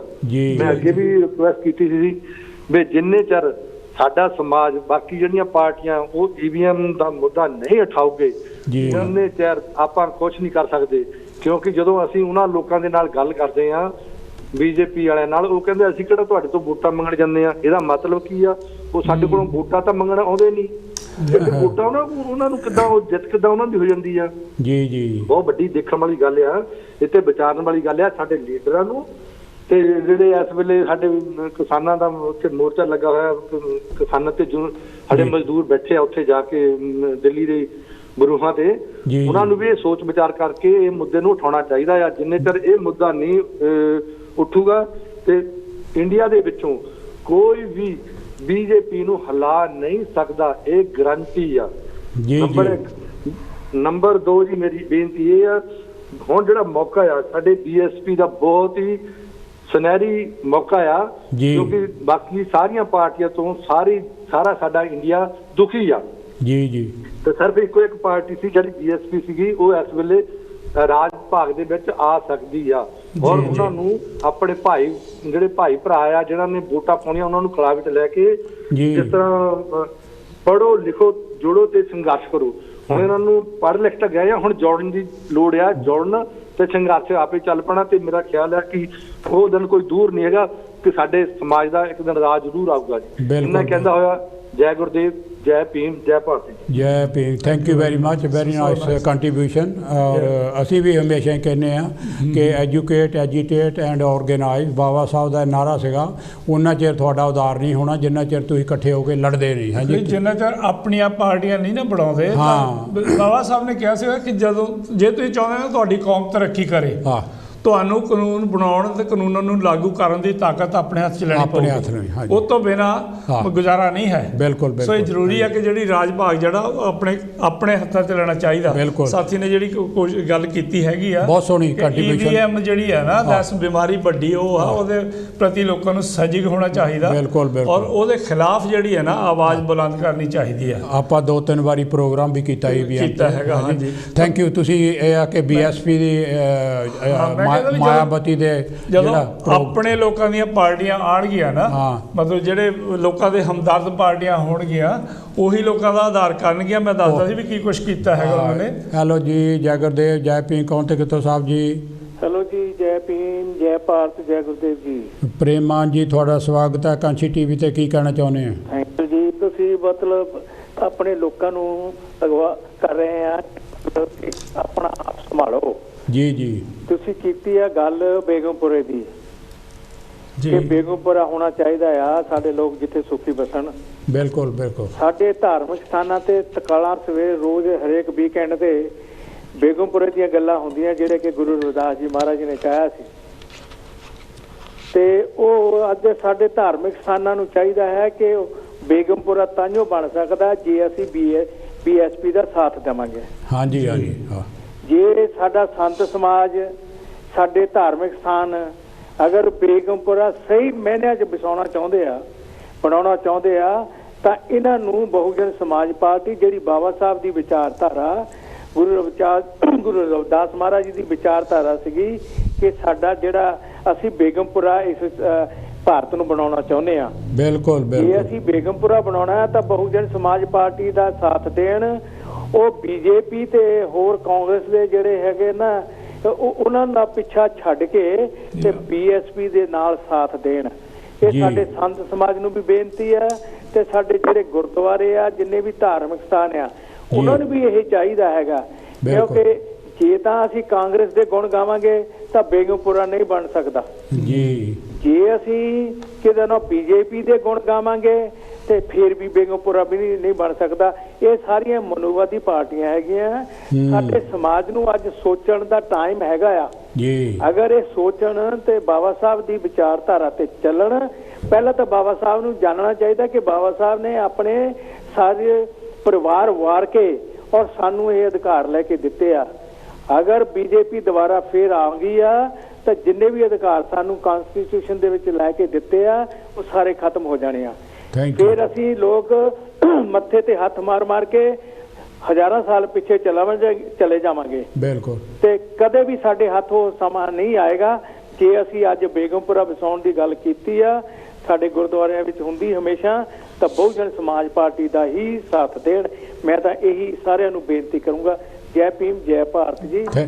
ਥੈਂਕ ਯੂ ਪ੍ਰੇਮਾਨ ਜੀ, ਬਹੁਤ ਨਾਈਸ ਕੰਟਰੀਬਿਊਸ਼ਨ। ਹਾਂਜੀ, ਤੁਸੀਂ ਕਹਿ ਰਹੇ ਸੀ ਟਾਈਮ ਮਤਲਬ ਛੇਤੀ ਹੋ ਰਿਹਾ, ਸੋ ਮੈਂ ਦੱਸਣ ਲੱਗਾ ਸੀਗਾ ਕਿ ਜਦੋਂ ਆਪਣਾ ਰਾਜ ਆਉਂਦਾ ਤਾਂ ਕਿੱਦਾਂ ਅਸੀਂ ਤਰੱਕੀ ਕਰ ਸਕਦੇ ਹਾਂ। ਬਿਲਕੁਲ ਬਿਲਕੁਲ। ਹੁਣ ਕਾਲੀ ਕਾਲੀ ਜੀ ਆਪਾਂ ਦੱਸ ਦਿੰਦੇ ਹਾਂ। ਹਾਂਜੀ, ਭੈਣ ਮਾਇਆਵਤੀ ਹੁਣ ਜਦੋਂ ਚੀਫ ਮਿਨਿਸਟਰ ਬਣੇ ਚੌਥੀ ਵਾਰੀ 2007 ਦੇ ਵਿੱਚ, ਤੇ ਉਹਨੇ ਮਤਲਬ ਮੈਂ ਦੱਸਿਆ ਕੁਛ, ਉਹਨੇ ਜਿਹੜੇ ਮੈਡੀਕਲ ਕਾਲਜ ਬਣਾਏ, ਉਸ ਤੋਂ ਬਾਅਦ 6 ਉਹਨੇ ਇੰਟਰਨੈਸ਼ਨਲ ਲੈਵਲ ਦੀਆਂ ਯੂਨੀਵਰਸਿਟੀਆਂ ਬਣਾਈਆਂ, 200 ਤੋਂ ਜ਼ਿਆਦਾ ਜਿਹੜੇ ਡਿਗਰੀ ਕਾਲਜ ਬਣਾਏ, 200 ਤੋਂ ਜ਼ਿਆਦਾ ਜਿਹੜੇ ਹੈਗੇ ਇੰਟਰ ਕਾਲਜਸ ਬਣਾਏ, ਜਿਹਨੂੰ 572 ਹਾਈ ਸਕੂਲ ਬਣਾਏ, 5549 ਤੋਂ ਜ਼ਿਆਦਾ ਪ੍ਰਾਇਮਰੀ ਸਕੂਲ ਬਣਾਏ, 100 ਤੋਂ ਜ਼ਿਆਦਾ ITI ਖੋਲ੍ਹੇ। ਇਹ ਤੋਂ ਮਤਲਬ ਬਹੁਤ ਜ਼ਿਆਦਾ ਜਿਹੜੇ ਹੈਗੇ 23 ਨਵੇਂ ਜ਼ਿਲ੍ਹੇ ਬਣਾਏ, 23 ਜ਼ਿਲ੍ਹਾ ਹਸਪਤਾਲ ਬਣਾਏ, 23 ਜਿਹੜੀਆਂ ਹੈਗੀਆਂ ਅਦਾਲਤਾਂ ਬਣਾਈਆਂ। ਇਸ ਬਹੁਤ ਲੰਬੀ ਲਿਸਟ ਹੈਗੀ ਆ। ਪਰ ਇਹਦੇ ਨਾਲ ਇੱਕ ਗੱਲ ਇਹ ਹੈਗੀ ਆ ਜੀ, ਇਹਨਾਂ ਦੇ ਵਿੱਚੋਂ ਅੱਧਿਆਂ ਦੇ ਉਦਘਾਟਨ ਜੋਗੀ ਨੇ ਤਾਂ ਮੋਦੀ ਨੇ ਕੀਤੇ ਆ ਕਿ ਅਸੀਂ ਬਣਾਏ ਆ। That's right. ਮੁੜ ਕੇ ਉਹ ਕਰ ਦਿੰਦੇ ਨਾ ਵੀ ਆਹ ਕੀਤਾ ਆਹ ਕੀਤਾ। ਸੋ ਗੱਲ ਇਹ ਨਾ ਕਿ ਜੇ ਅਸੀਂ ਚਾਹੁੰਦੇ ਕਿ ਜਿੱਦਾਂ ਮੈਂ ਪਹਿਲਾਂ ਕਿਹਾ ਵੀ ਜੇ ਅਸੀਂ ਚਾਹੁੰਦੇ ਸਾਡੀ ਕੌਮ ਤਰੱਕੀ ਕਰੇ, ਬਾਬਾ ਸਾਹਿਬ ਨੇ ਕਿਹਾ ਹੈਗਾ ਕਿ ਸਾਨੂੰ ਹਰ ਹਾਲਤ ਵਿੱਚ ਕਾਨੂੰਨ ਬਣਾਉਣ ਤੇ ਕਾਨੂੰਨ ਨੂੰ ਲਾਗੂ ਕਰਨ ਦੀ ਤਾਕਤ ਜਿਹੜੀ ਆ ਨਾ ਉਹ ਆਪਣੇ ਹੱਥਾਂ 'ਚ ਲੈਣੀ ਚਾਹੀਦੀ ਆ। ਹੁਣ BJP ਕੀ ਹੈਗੀ, ਉਹ ਕਾਨੂੰਨ ਬਣਾਦੀ ਆ ਵੀ ਸਾਰਾ ਕੁਝ ਵੇਚੀ ਜਾਓ, ਪ੍ਰਾਈਵੇਟਾਈਜ਼ ਕਰੀ ਜਾਓ। ਸਕੂਲ ਤੱਕ ਪ੍ਰਾਈਵੇਟਾਈਜ਼ ਕਰੀ ਜਾਂਦੇ ਹੈਗੇ, ਕਾਲਜ ਪ੍ਰਾਈਵੇਟਾਈਜ਼ ਕਰੀ ਜਾਂਦੇ। ਸਾਡੇ ਬੱਚੇ ਪੜ੍ਹਨੇ ਹੀ ਨਾ। ਬਿਲਕੁਲ। ਕਰਕੇ ਇਹਨਾਂ ਨੂੰ ਤਕਲੀਫ ਹੈ ਕਿ ਜਿੰਨੇ ਹੁਣ ਤੱਕ ਪੜ੍ਹ ਚੁੱਕੇ ਆ ਉਹੀ ਸਰਦਾਰਦੀ ਬਣੇ ਆ, ਕੱਲ ਨੂੰ ਹੋਰ ਪੜ੍ਹ ਗਏ ਤਾਂ ਹੋਰ ਸਰਦਾਰਦੀ ਹੋਊਗੀ। ਸੋ ਇਸ ਕਰਕੇ ਇਹ ਤਾਂ ਅਨਪੜ੍ਹ ਰੱਖ ਕੇ ਜੇ ਇਹਨਾਂ ਦਾ ਪਹਿਲਾਂ ਤੋਂ ਸਿਸਟਮ ਹੈਗਾ ਕਿ ਜਿਹੜੀ ਮੈਜੋਰਟੀ ਵਿੱਚ ਲੋਕ ਹੈਗੇ ਉਹਨਾਂ ਨੂੰ ਪੜ੍ਹਨੇ ਨਹੀਂ ਦੇਣਾ। ਜਿਹੜੇ ਸ਼ੂਦਰ ਵਰਣ ਦੇ ਹੈਵ ਨੋ ਰਾਈਟ, ਔਰਤ ਨੂੰ ਕੋਈ ਰਾਈਟ ਨਹੀਂ ਹੈਗਾ ਪੜ੍ਹਨ ਦਾ। ਇਹ ਐਕਚੁਅਲੀ ਤਾਲਿਬਾਨ ਦਾ ਆਪਾਂ ਦੇਖਿਆ ਨਾ, ਅਫਗਾਨਿਸਤਾਨ ਵਿੱਚ ਤਾਲਿਬਾਨ ਆਇਆ ਹੈਗਾ। ਔਰ ਹੁਣ ਮੀਡੀਆ ਦੇ ਵਿੱਚ ਇਹ ਆਮ ਗੱਲਾਂ ਚੱਲਦੀਆਂ ਕਿ ਜਿਹੜਾ ਭਾਰਤ ਦੇ ਜਿਹੜੇ ਵਿੱਚ RSS ਉਹ ਜਿਹੜਾ ਹਿੰਦੂਤਵਾ ਵਾਲੀ ਚੀਜ਼ ਹੈਗੀ ਆ ਨਾ, ਉਹ ਵੀ ਤਾਲਿਬਾਨ ਹੈ, ਦੂਜੇ ਤਾਲਿਬਾਨ ਉਹ ਆ। ਸਾਜਿਦ ਜਾਵੇਦ ਨੇ ਕਿਹਾ ਉਹਦੇ ਮਗਰ ਸਾਰੇ ਹੋਏ ਖਿਲਾਫ ਹੋਏ, ਉਹਦੇ ਪੁਤਲੇ ਲੂਣ ਲੱਗ ਪਏ। ਜੋ ਸੱਚ ਬੋਲਦਾ ਉਹਨੂੰ ਲੂਣ ਲੱਗ ਪੈਂਦੇ ਆ। ਪਰ ਜੇ ਦੇਖਿਆ ਜਾਵੇ ਤਾਂ ਉਹਨਾਂ ਦਾ ਐਟੀਟਿਊਡ ਹੀ ਆ, ਜਦੋਂ ਕਹਿੰਦੇ ਤੁਸੀਂ ਜਿਹੜੇ ਪਿਆਰ ਨਹੀਂ ਕਰ ਸਕਦੇ, ਦੂਜੇ ਧਰਮ 'ਚ ਸ਼ਾਦੀ ਨਹੀਂ ਕਰ ਸਕਦੇ, ਵੈਲੈਂਟਾਈਨ ਡੇ ਨਹੀਂ ਮਨਾ ਸਕਦੇ, ਇਹੀ ਤਾਲਿਬਾਨ ਕਹਿੰਦੇ ਆ ਕਿ ਕੁੜੀਆਂ ਸਕੂਲੇ ਪੜ੍ਹਨ ਨਹੀਂ ਜਾ ਸਕਦੀਆਂ ਜਾਂ ਕੋ ਐਜੂਕੇਸ਼ਨ ਨਹੀਂ ਲੈ ਸਕਦੇ, ਜੋ ਸਕੂਲ ਹੋਣ। ਜਾਂ ਬੁਰਕੇ ਤੋਂ ਬਿਨਾਂ ਨਹੀਂ ਬਾਹਰ ਨਿਕਲ ਸਕਦੇ। ਜੀ ਜੀ ਹਾਂਜੀ ਦੈਟ ਸੌਰਟ ਆਫ ਇਹ ਸਾਰਾ ਕੁਝ ਕਰਦੇ ਆ। ਹਾਂਜੀ ਮਤਲਬ ਇਹਨਾਂ ਦਾ ਸਿਮਿਲਰ ਹੀ ਆ ਸਾਰਾ ਜਿਹੜਾ ਸਿਸਟਮ ਹੈਗਾ। ਸੋ ਇਹਨਾਂ ਤੋਂ ਜਿੰਨੀ ਛੇਤੀ ਇਹਨਾਂ ਦੇ ਕੰਟਰੋਲ ਕੀਤਾ ਜਾਵੇ ਉਨਾ ਹੀ ਚੰਗਾ। ਥੈਂਕ ਯੂ ਦਵਿੰਦਰ ਜੀ। ਪਿਆਰੇ ਦਰਸ਼ਕੋ, ਟਾਈਮ ਬਹੁਤ ਜਲਦੀ ਨਾਲ ਜਾ ਰਿਹਾ ਹੈਗਾ, 1 ਮਿੰਟ ਤੋਂ ਤਕਰੀਬਨ 1 ਮਿੰਟ ਰਹਿ ਗਿਆ ਹੈਗਾ। ਔਰ ਅਸੀਂ ਜਿਹੜੀਆਂ ਗੱਲਾਂ ਕਰਦੇ ਨਾ ਵੀ ਇਲੈਕਸ਼ਨ ਦੇ ਵਿੱਚ ਧਾਰਮਿਕ ਮੁੱਦੇ, ਔਰ ਕੱਲ੍ਹ ਹੀ ਰਾਹੁਲ ਗਾਂਧੀ ਔਰ ਸੋਨੀਆ ਗਾਂਧੀ ਨੇ ਵੀ ਇਸ ਗੱਲ ਦੇ ਉੱਤੇ ਉਹਨਾਂ ਦੇ ਜੋ ਕੋ ਕਹਿੰਦੇ ਸੀ ਉਹਦਾ ਜਵਾਬ ਦਿੰਦਿਆਂ ਕਿਹਾ ਕਿ ਧਰਮ ਦੀ ਦਲਾਲੀ ਕਰਦੇ ਆ, ਔਰ ਦੂਸਰੇ ਨੇ ਕਿਹਾ ਕਿ ਖੂਨ ਦੇ ਸੌਦਾਗਰ ਆ ਬੀਜੇਪੀ ਵਾਲੇ। ਸੋ ਪਿਆਰੇ ਦਰਸ਼ਕੋ, ਇਹ ਆ ਕਿ ਅਸੀਂ ਆਪਣੇ ਕੋਲੋਂ ਨਹੀਂ ਕਹਿੰਦੇ, ਜੋ ਕੁਝ ਲੋਕ ਉੱਥੇ ਇਲੈਕਸ਼ਨ ਦੇ ਵਿੱਚ ਕਹਿ ਰਹੇ ਆ ਉਹ ਤੁਹਾਨੂੰ ਦੱਸਦੇ ਆ।